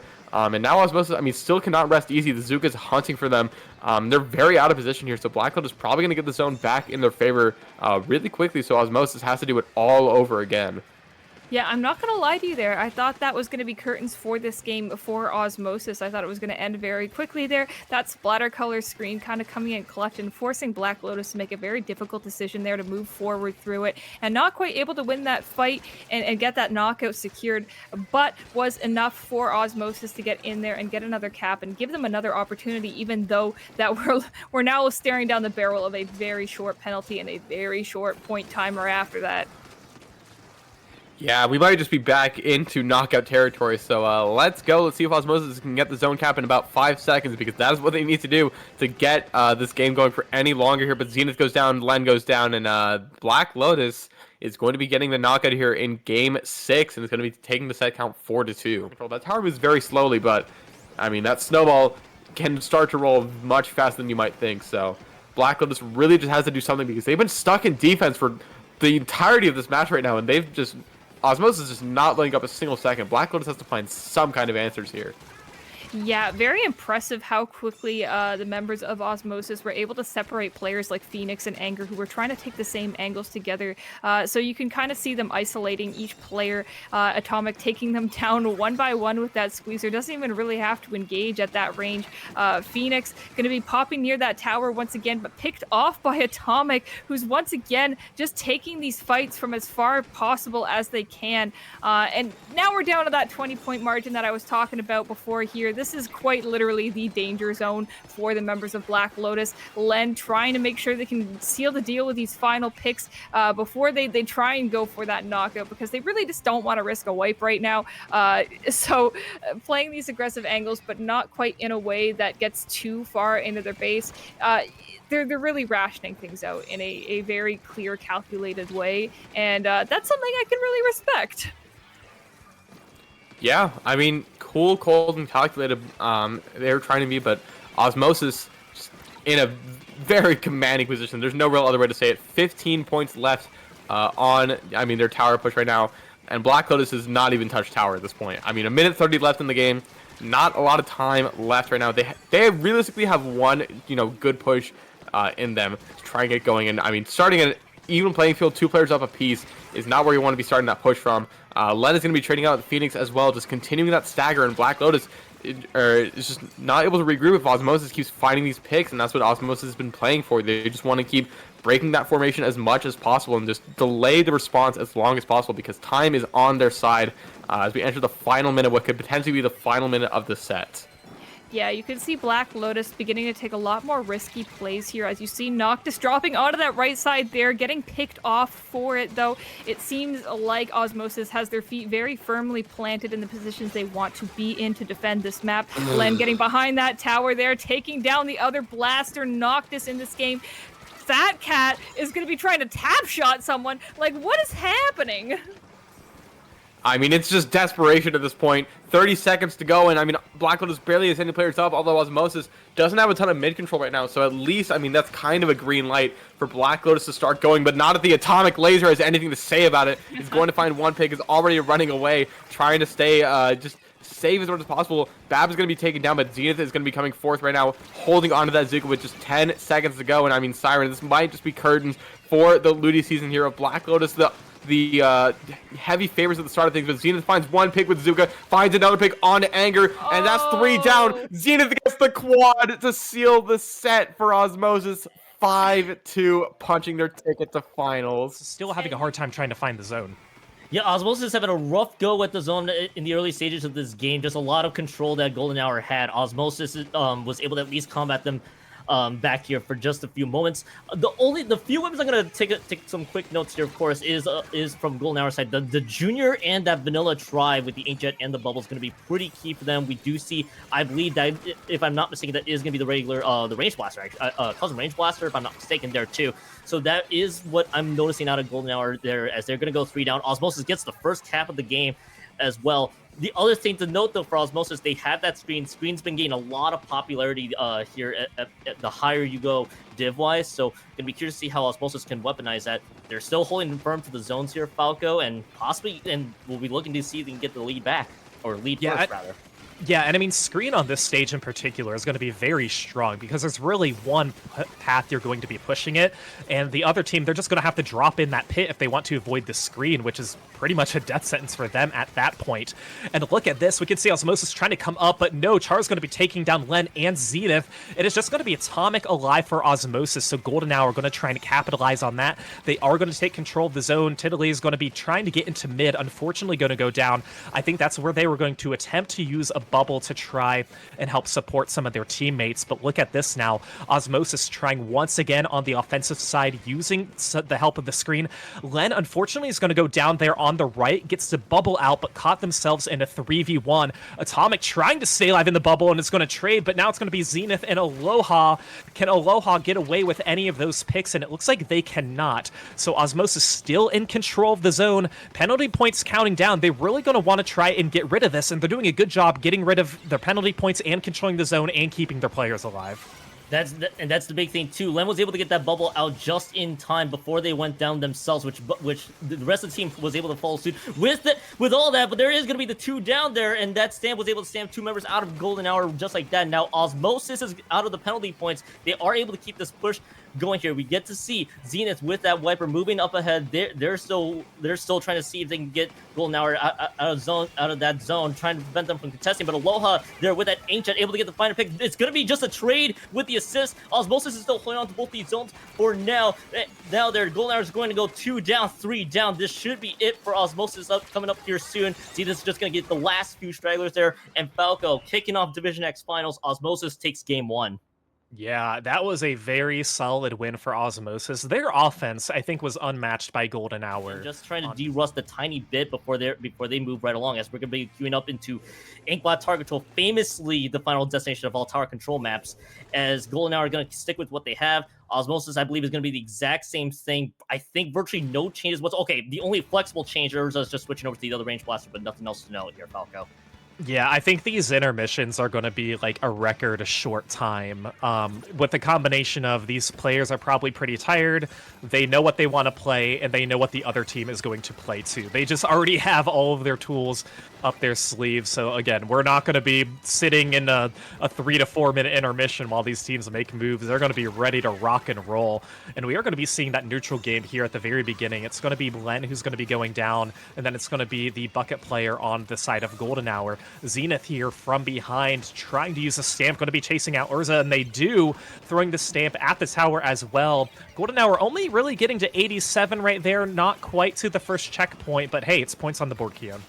Points on the board for sure, and at least you get those points within the last minute, trying to set the pace for themselves. The issue though is Osmosis is pretty much ready to respond whenever they can. They do have that bubble that is available as well, which they are going to pop. And Len's usage of that bubble, trying to allow that aggression from Osmosis right away, and that's why we're seeing Osmosis so deep into their base right now. This is just pure aggression that we're seeing there. Zenith's going to get punished. That's going to be all right. It buys enough space, clears the all-important second checkpoint here in Inkblot. At least that's what I like to say here, as only a few points left on the board there. They're not going to be able to clear just in time. I believe it will reset just like that. But you know there are 2 points on the board from earlier. Osmosis punches right back. They're going to throw out the screen, but all that said and done, Tower going to be resetting back to mid. Yeah, and I think Golden Hour might try and capitalize on this. They do have a player advantage right now. It's going to be if they can take down the lane, they can. So Tiddly is going to be still alive here. Just, again, only things he can do with the junior, running an enemy ink and staying alive. Going to be using that bubble on the tower. And again, that's a perfect way to just get past the checkpoint. You know the bubble's just for the checkpoint. Really nothing beyond that. And at that point, you want to make sure that you can clear that checkpoint. They weren't really prepared to push it any more further, but look at all the map control that Osmosis has in mid right now, as 2 players are going to go down on Golden Hour. Osmosis is going to be picking up, going to be climbing on the tower once again. I think they're in a position where they could extend this a little bit past the 47 mark, but they're going to want to put their pencil in their squeezer in some key positions. And the big thing too is putting the squeezer and the pencil into positions that they need to allow this push to get past that second checkpoint is going to be key there, and especially with Zenith using their aggression in that sense, as they're able to stamp out Urza as well. Should be Char, yes, going down as well. Could be the third coming here up here soon. Tiddly is able to escape out of that nicely. And that's gonna be 3 down for sure. Possibly the checkpoint. Oh yeah, definitely the checkpoint for sure. And again, the same idea plays out. Same aggression and putting that pencil and putting Zenith in a position where they can succeed if they can make it count. Len's just gonna go down really quickly. They're trying to allow that to work. But with 22 points remaining, Tower is going to be approaching that 3rd checkpoint, but they're still weighing out a lot of the fight from Golden Hour's end. Maybe the KO here. Oh, for sure, this could be the KO here, Falco, with just the pencil left. Yeah, Osmosis are really throwing their bodies to Golden Hour, and most of the time it is sticking. They're able to get some picks. Is it going to be enough to stay on the tower and get the win? Yes, it is. Osmosis marches their way into a Game 2 win. Really, really good jumps, staying alive there. It seemed a little dicey at times, but hey, as long as they kept their players alive and were able to push forward, they got the win. And exactly that. Yeah, you gave up the first push, at least to Golden Hour, and Golden Hour only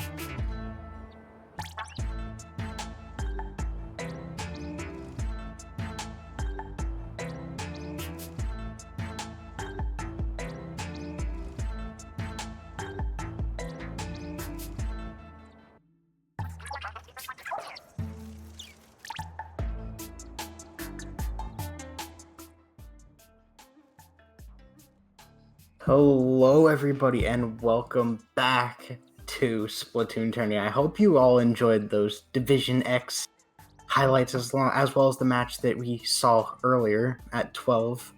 I'm here. My name is Jake. I'm here with Carnival. How are you doing today? Oh, I'm doing pretty good. How's it going over here for you? I'm a bit tired, but otherwise I'm doing well. I'm excited to see Division 10 gameplay, Division 10A finals here between Sea Dragons and I'm not even gonna try and pronounce that name. But, but either way, it should be a good set. It should be interesting to see who comes out on top as Division 10A champions.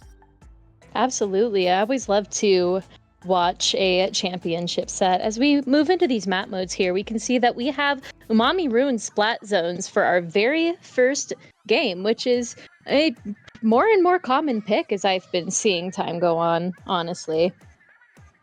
Yeah, I've seen it being picked a lot more as well.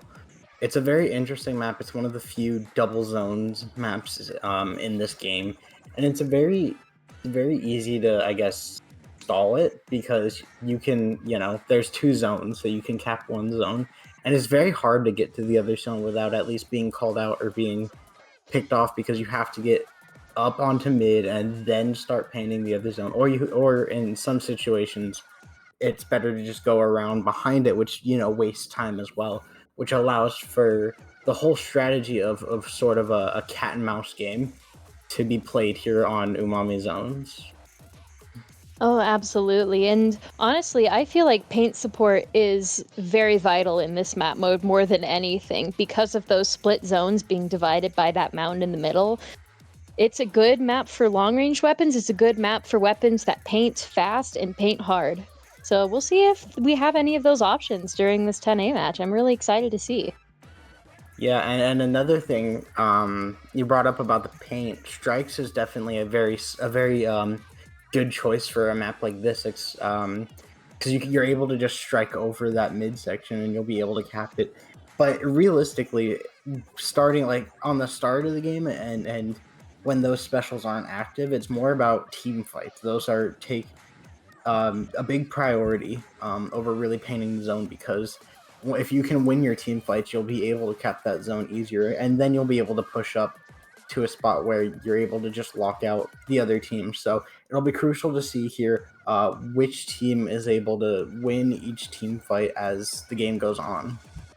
Oh, absolutely. Like you said, those battles in neutral are honestly necessary for any map like Umami Ruins that is quite good at getting lockouts, especially like even with the changes that we've seen over the past couple of months to the maps to make them less of a snowball effect. Umami Ruins just seems like it's one that has not changed much. It's very stagnant in the way that the lockouts work. You sit underneath the enemy base platform and you pick them off like fish in a barrel. Yeah, definitely. You're fishing them out one by one there. But I mean, it'll be interesting to see because with Division 10A, with Division 10 specifically, you can really see anything. As we do get into it here, we see the Crab Edit, the junior range blaster, and we see Sea Leader on the side of Green Team there as we're getting into it. Very interesting comps coming into this first game.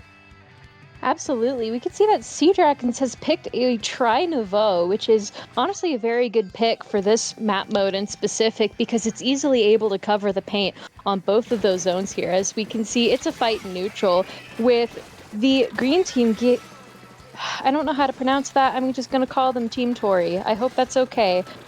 But we can see that Sea Dragons is easily able to take control of the neutral as they win their first couple of team battles, and they are counting down that zone as we speak. And we see this crab coming out. The roller is able to actually distract them a bit, meaning that this crab won't get as much value as it would have been.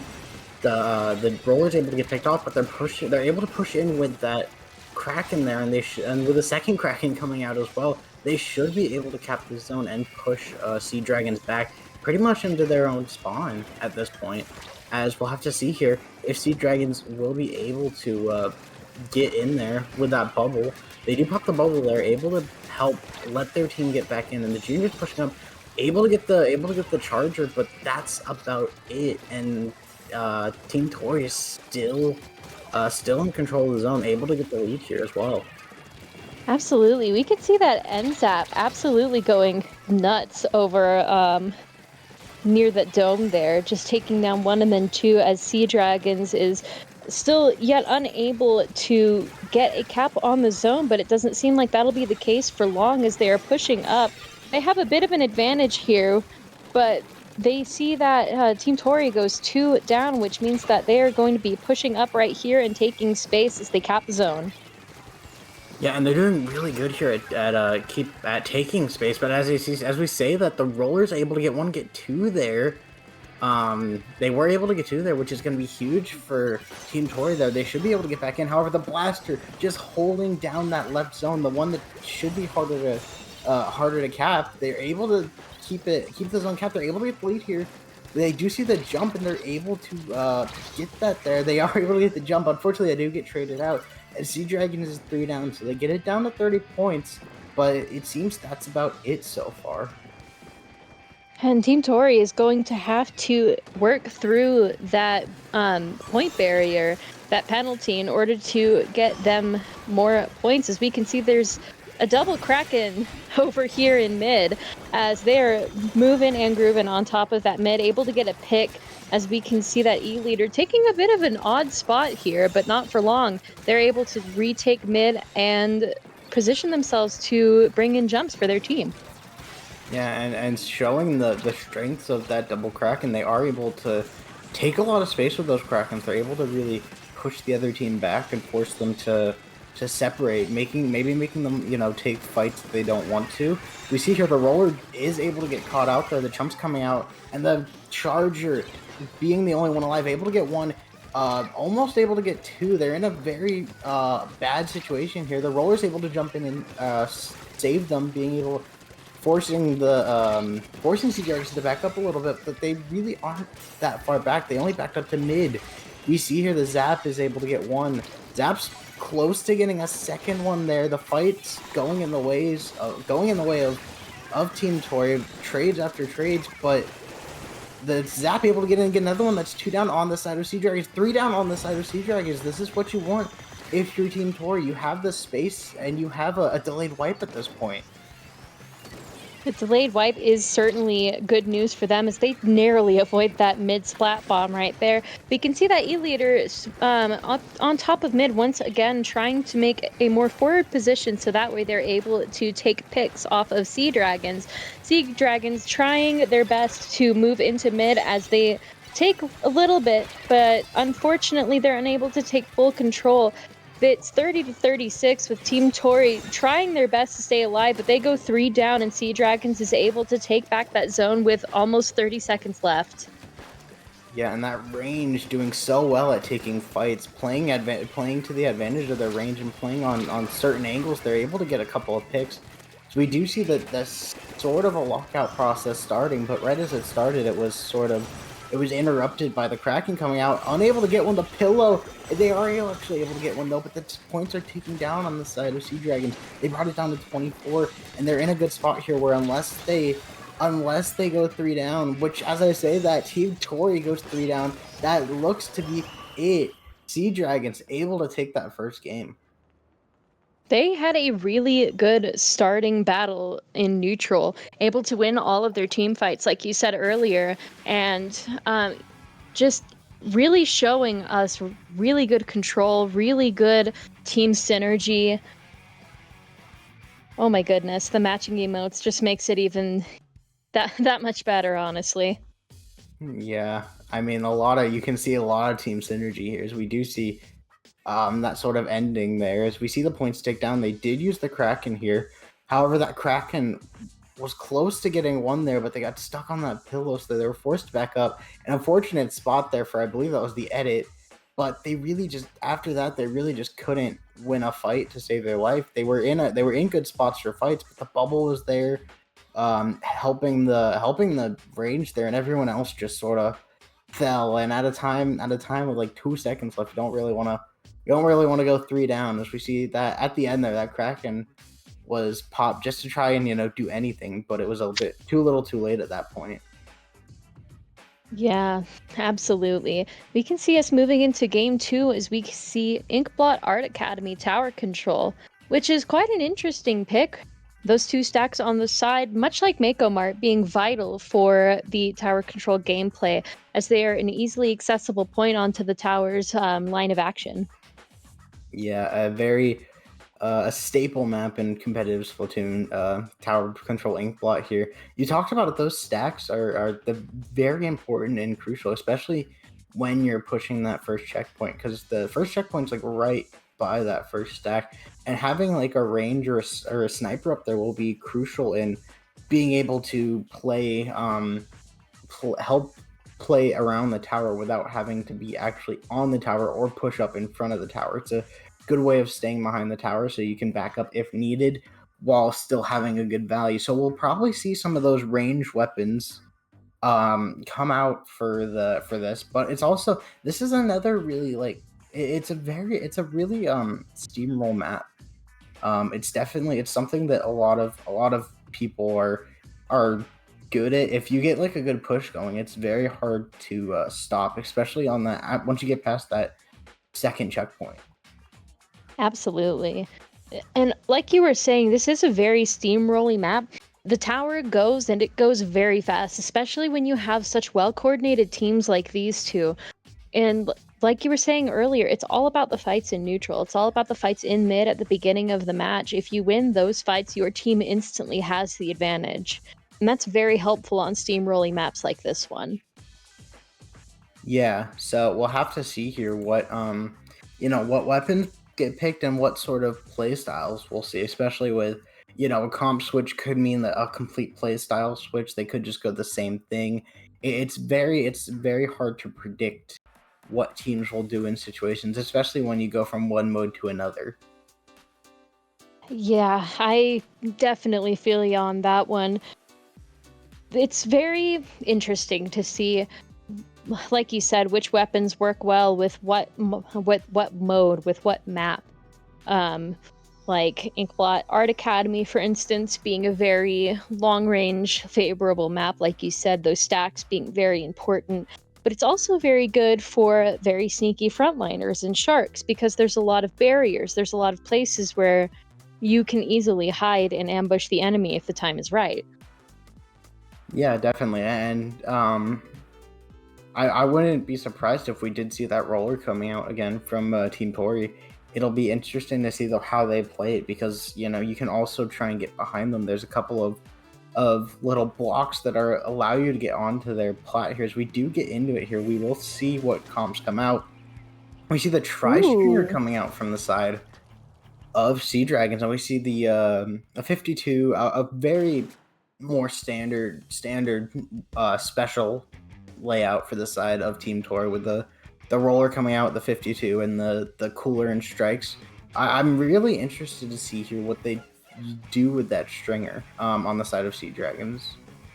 Stringer is, while an interesting pick, it could work out very well on the side of Sea Dragons. So we move in here, Team Tori takes the first little bit of lead with them at the advantage, but they unfortunately go 2 down. As we can see, I believe that's that junior, no, it's the NZAP just absolutely going ham over on the other stack.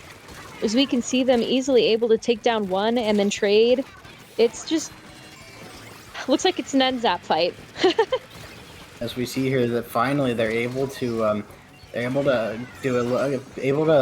take advantage of the player advantage there on that fight in a 2v1 situation, able to get the zap down. But as we say that, obviously Sea Dragons pushing up, they get it past that first checkpoint. They do go 3 down, but a very good first push, able to get that first checkpoint down, which will help them in pushes to go forward, as they won't have to deal with that checkpoint anymore. Absolutely. And that Stringer's, like I was saying, a very interesting choice, but it's also quite good, especially in tower control with those sticky projectiles being able to attach themselves to the tower. Not only that, but Toxic Mist I feel like is very valuable when slowing down those really fast weapons like 52 and NZAP.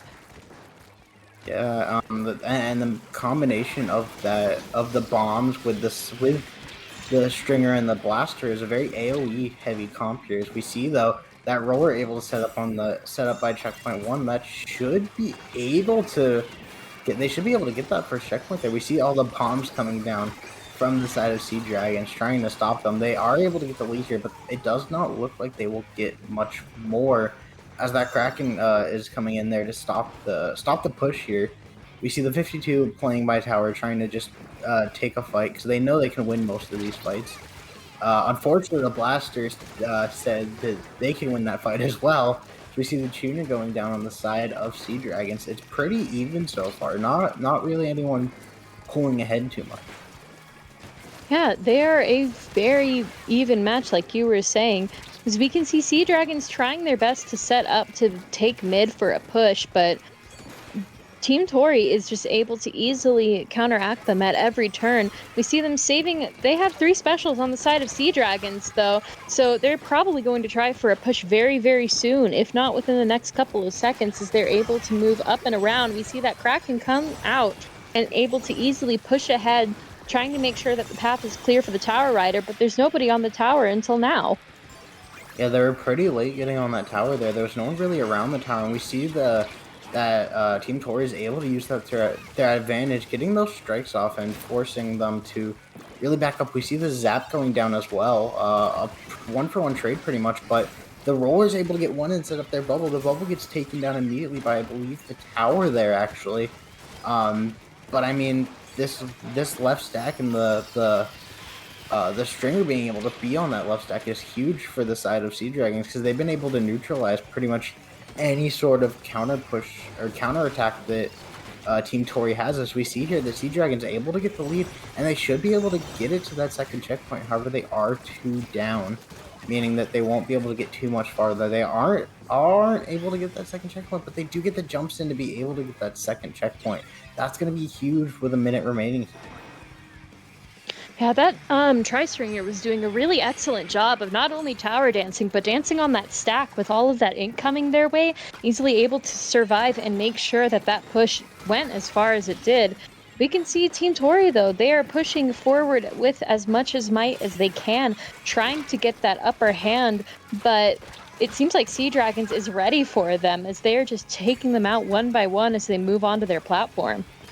Yeah, and we see the what you have to really do in like an AoE heavy comp here is that the stringer has to really try and not kill people, but they have to try and just, you know, do little bits of damage so the rest of the team can swarm in and be able to get those picks. As we see, especially with the blaster, we do see that stringer is able to take that 1v1 against the roller and win it. And with just one person alive on the tower, it seems to be pretty much over for Team Tori here, as they are able to get one on the tower, but they do go down quickly, and that is Sea Dragons winning game 2. Yeah, Sea Dragons just keeps proving again and again these past 2 matches that they are able to, even if they don't win the team fights at the beginning of the game, they can pull themselves together and coordinate their specials really well with a good push, as we saw in those past couple of games. Yeah, as we see here, we see really the advantage of having a stringer. You're able to have that range along with the AoE. Unlike something like a a charger here, they're able to play on tower and help out their team as they fight from on the tower pretty much. We see here the blaster was using the Kraken, not able to get anything with the Kraken, but they are in a very good spot there to be able to try and do something past that checkpoint. They were able to get that second checkpoint here, and that was pretty much the push that ended the game. And then here's something a little bit more interesting we see coming up: Robo Robin Rainmaker, which is not one that I've seen often, to be honest with you.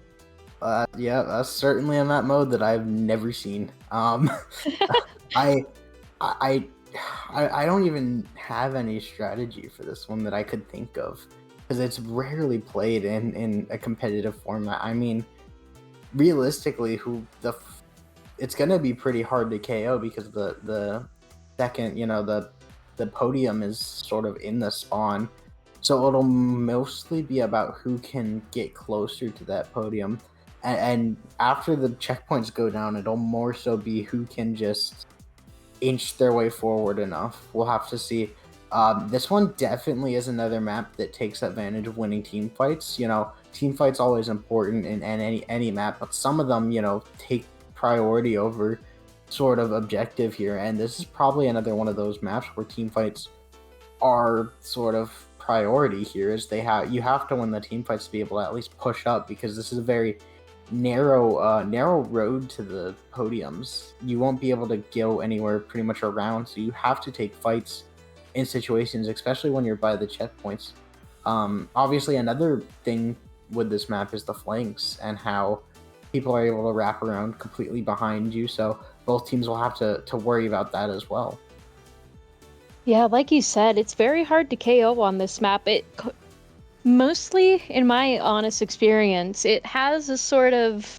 It brings a sort of Manta Maria vibe to the table, where the podium goal is just stuck in the middle of spawn and very, very hard to push through unless you have a rock-solid offense that can easily just eliminate the invulnerability as soon as they come out the gate.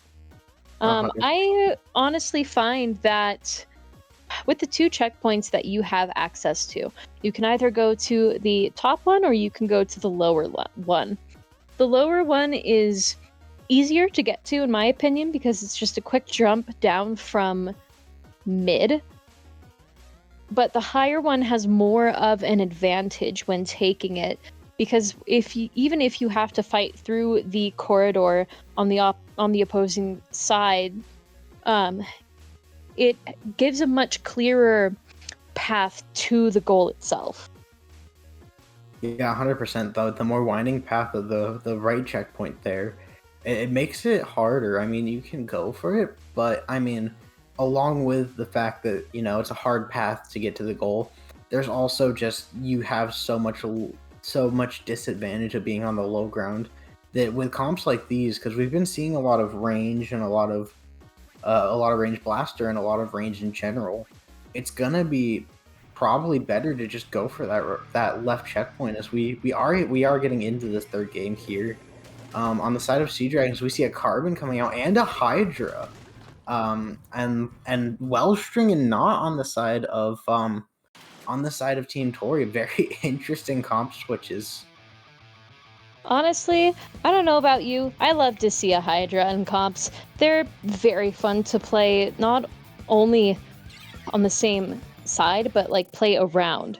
Because you get that high range. But we can see that Carbon on the side of Sea Dragons doing as Carbons do. Unfortunately, a little too late, as we can see that Team Tori already took a checkpoint. Yeah, the Carbon was trying to do Carbon things, but the rest of the team was respawning, unfortunately, allowing Team Tori to be able to get that checkpoint uncontested. We see here they do pick it up after the checkpoint, and they have that Knot is able to mark the team, so they will be able to know who's where. As we see here, their Team Tori taking the 3 down again. Their Rainmaker's putting in work, able to bring it down to 14 before getting stopped, and we see the Kraken coming out from the blaster. But I mean, Team Tori came out of the gate strong, and they had their comp really, isn't that aggressive, so it was surprising to see them push up so much there at the beginning. Absolutely, and as far as aggression goes, Nautilus is one of the more aggressive mid lines in this game. They have a really good, totally not biased since I play the Nautilus, they tend to have a really, really good grip on the mid line and able to flex back and forth between the front and the back as needed. We can see, though, that Sea Dragons here has the Rainmaker. They are unable to progress because of that Kraken, but unfortunately, they are at a disadvantaged state. Yeah, a very big disadvantage state actually. They really can't do anything with that Hydra going down. That's going to be huge. They are able to get the checkpoint, but it doesn't seem like they'll be able to get much more here. And you know, you talked about that not and being able to play mid lane really well. It's also able to go in and really push up if it gets the opportunity to hide behind walls sort of and be able to charge and you know, usually just kind of push up with the rest of the team. But other than that, I mean, we talked about earlier the less aggressive comp from the side of Team Tori. You know, you see that well string is more of a mid lane weapon. This is more of just a mid lane comp in general here. So we do see here though, Sea Dragons is able to take the Rainmaker. They aren't able to get too much more here. We'll have to see if they'll be able to push up here as we see the I think that's the Zap coming in. Able to get one, but quickly getting traded out. That's 2 down on the side of Team Tori. The Kraken able to take out the Rainmaker before jumping out. A very good play. It's stalling the Sea Dragons there. Absolutely. And that Rainmaker carrier on Sea Dragons, which I believe was the Carbon, had very good techniques, and they were able to dodge a lot of the bullets from Team Tori. All they need is just one good push, and I feel like they're going to be able to maneuver themselves into victory. But you can see I think I just saw a flank coming up on the, yep, there it is with that Trizuka on the Carbon. So they push forward with the Rainmaker, but Team Tori goes 3 down. It's a wipeout. This is the chance for Sea Dragons to push forward and take the lead easily as they dunk onto that podium. Incredible, incredible teamwork. Yeah, I don't really know what happened there because we really saw it from the Carbon's point of view. But like, huh? We talked about it at the beginning of this map. This map is one that's, you know, you don't usually see KOs, but they just turn it around instantly. They went from looking like they were, you know, they weren't gonna get the lead. They were gonna have to, you know, fight hard to be able to at least get a push started to KOing suddenly. It's crazy to see, and I don't know what happened exactly. So what I think happened was, you can see the Carbon left a little bit earlier to flank while the rest of Team Tori was distracted by the other 3 on Sea Dragons pushing forward, able to get a couple of picks with the Trizuka, and then they took the rest of Team Tori by surprise and wiped them, is what happened, I think. Hey, from what I saw there, I saw that Kraken as well being popped. I think that Kraken got 2, and they were able to capitalize off of that and just sort of swarm the other 2 members. It was a very hard to see, but it was a very coordinated play either way. And we did see that Carbon getting a little bit more value. They're able to use their burst bomb to paint the side of the podium there, but Sea Dragons just turning it around pretty much instantly on a dime here as we get into Clan Blitz Museum. Clan Blitz Museum, I feel like, is one of those classic comp maps. You basically see it in every single comp list known to man. There's a lot and also not much I can say that hasn't already been said about Museum, but I really feel like these mid-range weapons that we saw last time shine here, especially when it comes to like the Nautilus and the Wellstring being able to take really good space and hold space as well as they can, which is, I think, vital for Clan Blitz. Yeah, 100%. This is a very midline heavy map, and we've seen the range, we've seen the Nautilus, we've seen the Wellstring, which is, I guess, sort of teetering between backline and midline, sort of. It can play either one very effectively, but we've seen so many midline weapons come out. It'll be interesting to see if these teams stick or if they have something else up their sleeve for this map, because this is also a very interesting map with the flanks, and not even just the flanks on, but how you can get to that basket. There's like 5 different ways to get the ball in the basket here. We do see that Stringer coming back out, and we see the double Kraken not come out from the side of Team Tori. Double Kraken, the knot, and obviously a cooler, because you can't play Clan Blitz without a cooler nowadays. But very interesting comp on the side of Sea Dragons. They're they're choosing again more of that AoE type play style with both that range blaster and that tri-stringer coming back out. We can see the clam economy leaning more towards Sea Dragons as they're able to take space in mid because of their paint and AoE. Yeah, 100%. But I do like on the side of Team Tory, they're double Kraken. It's even though Kraken Cheese has been dead, they can still use these Krakens to their advantage in a way of being able to just push in and maybe get 1-2 picks, but they force the other team to really back up, and they force the other team to disperse, leading to a lot of 1v1 fights that that favors more mechanically skilled players. Here we see though 2 going down on the side of Team Tory. That's the Zap and the 96 here, and that pretty much gave up all mid control to Sea Dragons, forcing Team Tory here to regroup. As we see the Zap able to get another one, able to get back out as well. They're being crowded though, so unfortunately they do go down. And the rain's coming out, which should give a bit of map control to the side of Tory. They don't really have the clam economy though. They have enough for a ball, but they really only have 9 clams. Which, if they get all those clams in, they won't really get too much here. As we see, they're choosing to just stay mid and sort of play smart here. We do see that there's one on the side of Sea Dragons coming in from behind. The trade happens on the ramp there, but overall it's been back and forth so far. No one really getting an advantage. Yeah, as we could see though, Tori over here with the ball, as they're able to dunk it easily into Sea Dragon's barrier, but with no clams to follow up, it seems like it's going to be a loss on their side. But we can see that Sea Dragons is trying their best to take their spot by the ramp in order to do some sort of push as they get a jump in. Or not a jump, my apologies. They try and signal for a jump, but it's 2 down on the side of Tori. But that, like you said, that ramp is just an absolute nightmare to get up and over unless you have a really, really good grasp of what you're doing. But Sea Dragons has the clam economy. They just need to get that clam in the basket.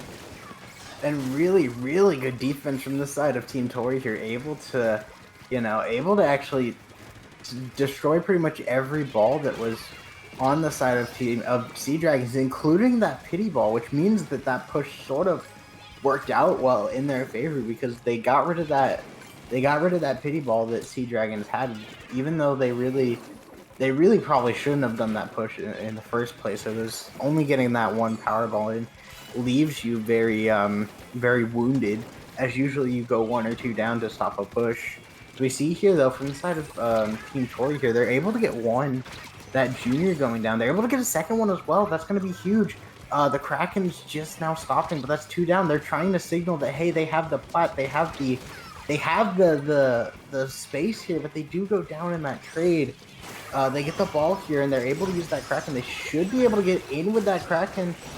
They are able to get the ball and will be able to get more clams, and it does not look like it as they have really no space on that plat. We do see here though, they're able to get 1 more in, but that will pretty much signal the end of that push.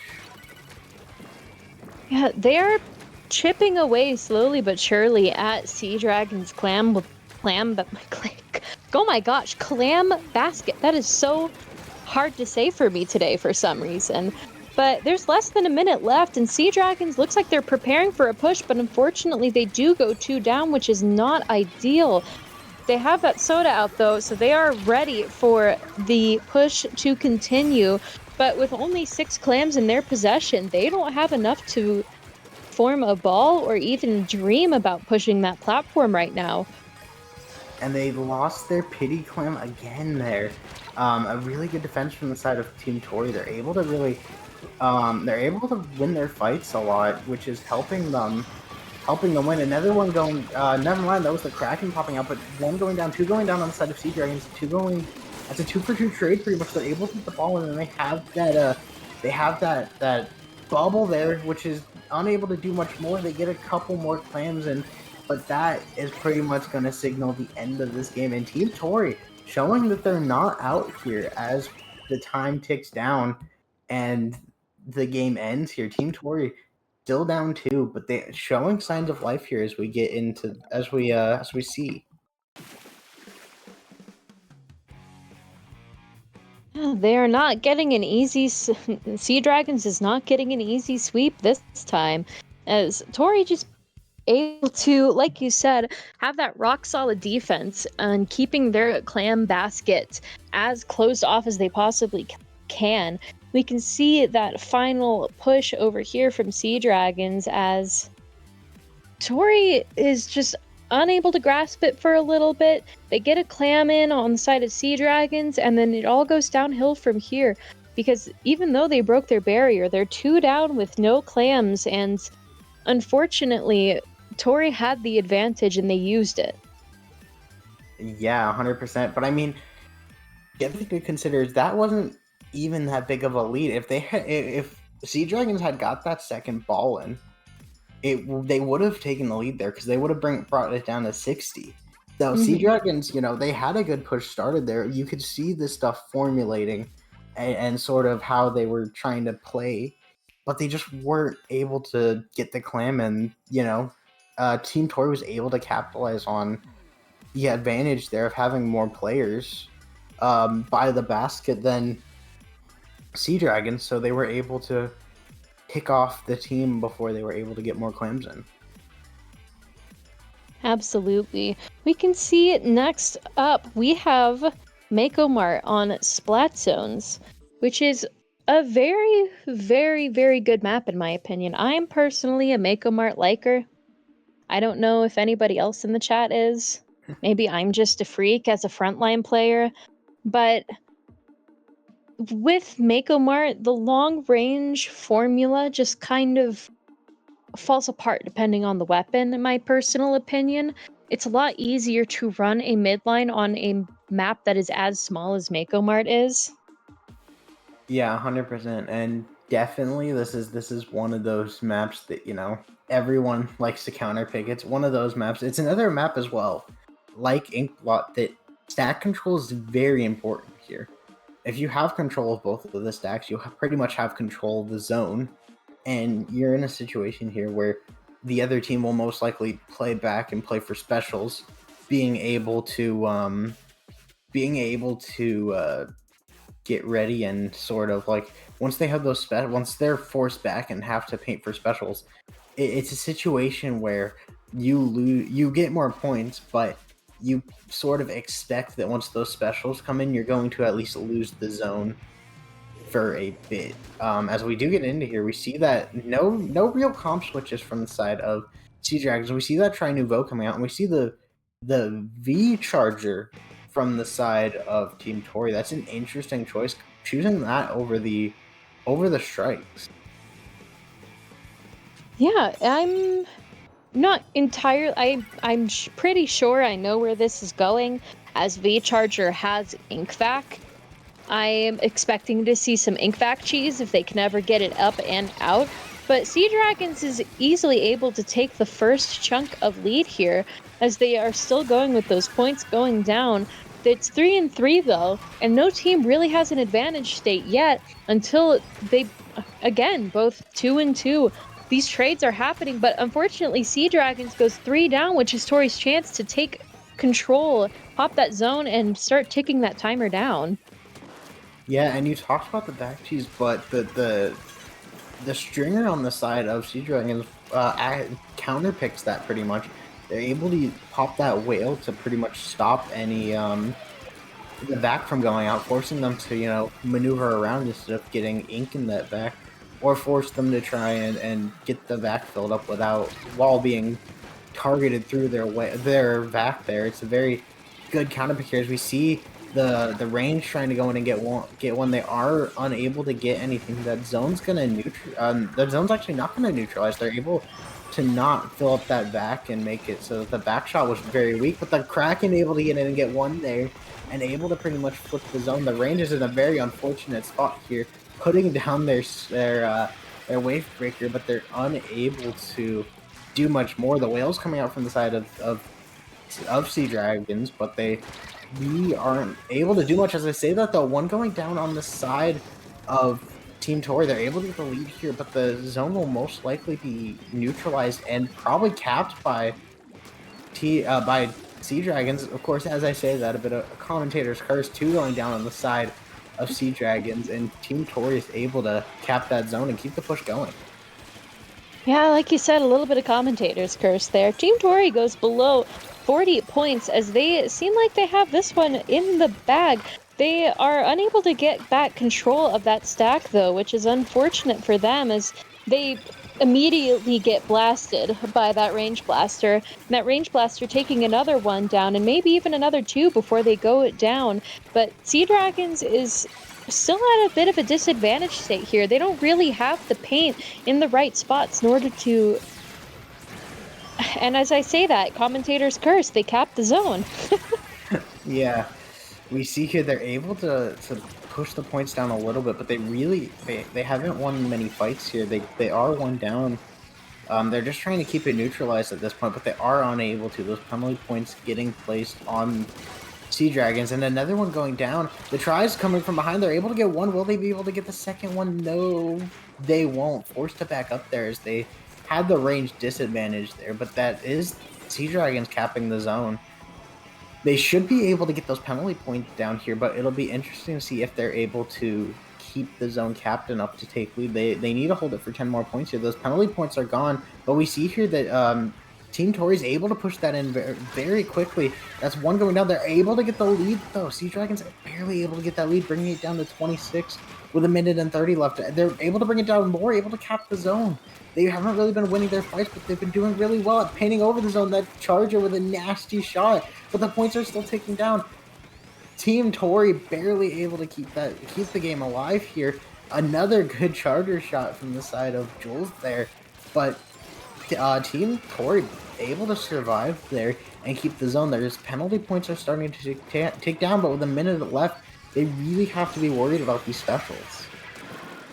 Yeah, we see Sea Dragons went 2 down there, which means that there's 2 less specials on the board for Tori to worry about. We see that ink back go out, but it doesn't really find much ink to suck down, as they popped it at a bit of an inopportune time. But Tori goes 2 down. Sea Dragons caps the zone. They go 3 down on the side of Tori. This is Sea Dragons' chance to keep a hold on that zone for the last 30 seconds and possibly win the game if they are able to keep Tori out of the zone.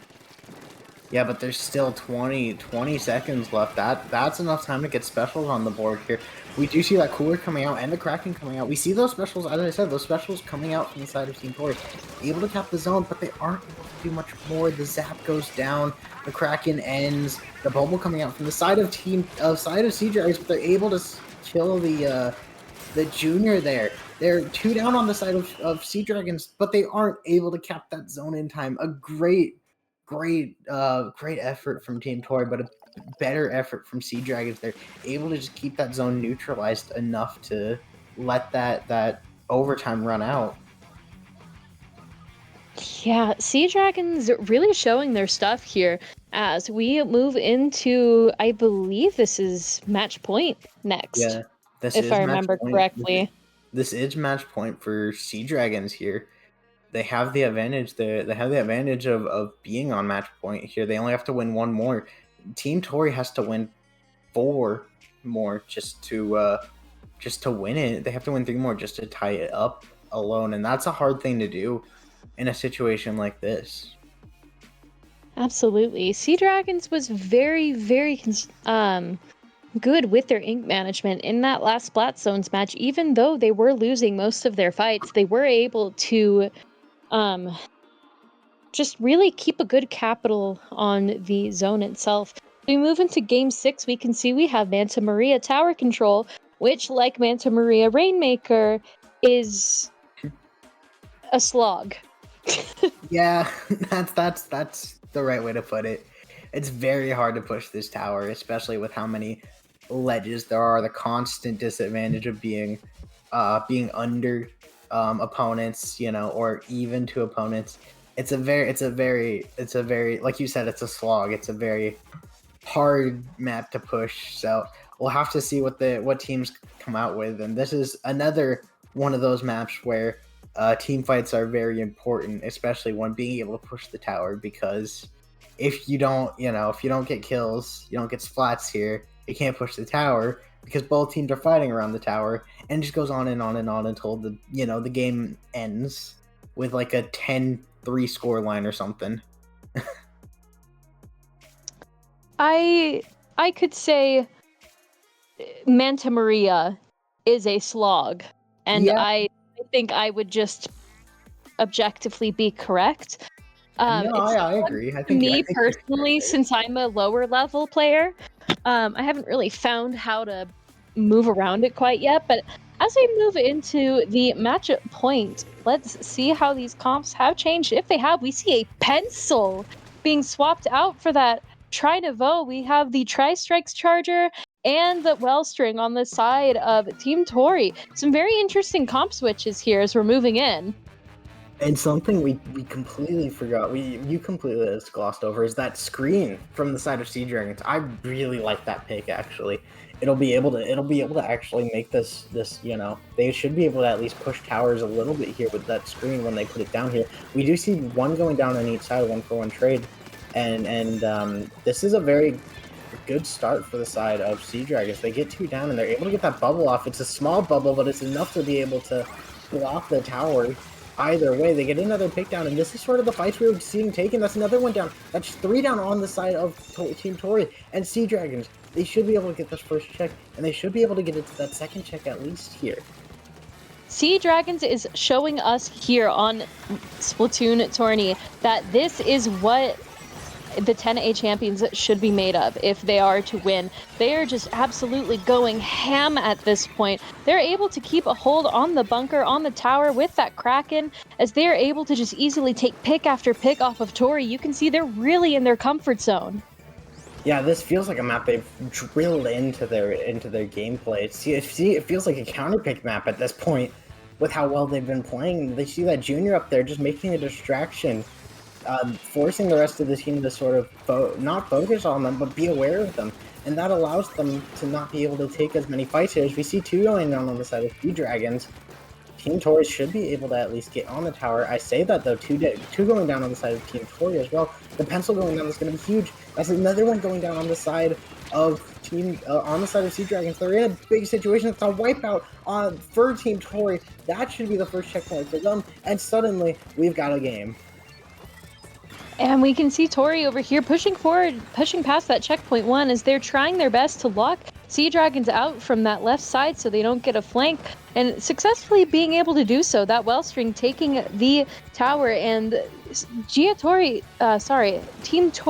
losing the tower, but unfortunately, they gain the lead, but unfortunately lose the tower as they go 3 down. And Sea Dragons pushes forward with that Kraken, going onto that bunker and trying their best to take hold as that screen goes out. Unfortunate death to the bomb there. We see that screen is showing why it's being picked here. It's very good at keeping bunker control, really, because you can push up with that screen on the bunker. We see the zap going down on the side of Toria. It's 3v3 there, as we see here that they're really just trying to play mid. They're trying to play for fights here. We see the roller sharking, actually beautiful sharking the roller, able to get one, able to get the second one. They should actually be able to get a third one here if they see the roller. They do see the jump as well. They're able to get the jump. Oh my goodness! They're trying to get the charger. They have the advantage here in the fight, and 2, they get the trade. But that roller putting so much, doing so much damage and being able to have such a big effect on the side of Team Tori. That roller just single-handedly managed to take down the entire Sea Dragons team one by one with those incredible shark moves. We see that roller going down, unfortunately, to that 52, I believe, as 52 gets a double, pushes forward, but is unable to do much more as they get a trade, and Sea Dragons goes 2 down. Yeah, and to note something about that roller, the Sea Dragons really hasn't been paying attention to where the roller is. They let it go around it and sort of do its own thing, and that's why it's getting so much value. We see here there's a minute left, and Team Tori is looking to try and bring this back here. However, 2 going down on the side of Team Tori. That's going to be 3 going down there. They should be able to push the tower a little bit here, but there's one from behind. The zap comes from behind. Unable to get much more than 1, but still, the roller's able to get 1, able to get 2. before going down. That's 2 down on each side. The pencil, or no, the Charger is able to get another one. That's just regular Charger, but Sea Dragons pushing it up. They're able to get it to the checkpoint, but they aren't able to get much more with just under 30 seconds left. Team Tori able to survive. As you said, we're going into the last 15 seconds of this match. Team Tori showing that they are not ready to give up that division final so easily. Not quite yet. They are not done fighting, as that roller and the sharking that it's been doing is really proven to be more of an advantage on their end. Yeah, With and Tori winning the game. Team Tori not out just yet. Sea Dragon's still on that point, but Team Tori trying to make the reverse comeback. We saw this happen in Division X semis. We saw that happening there. We will here actually take a quick little break as we will switch this match, the Division 10A finals. We will switch that to SplatoonTourney 1, as in a couple minutes here we will see the Division 1 finals happen. So make sure to stick around here and also check out SplatoonTourney 1 if you want to see the conclusion of this match. But we do see here quickly, as before we switch over, we do see here quickly the replay of Team Tori getting the lead. Absolutely. There was some insane push. Despite the fact that they wiped out, they were able to easily just hop onto that tower. But like you were saying, we will be right back after this short break. If you want to continue watching the 10A finale, hop on over to SplatoonTourney 1. And if you would like to stay here and wait a couple of minutes for the Division 1 finals to start, join us here at the top of the hour. We'll see you soon.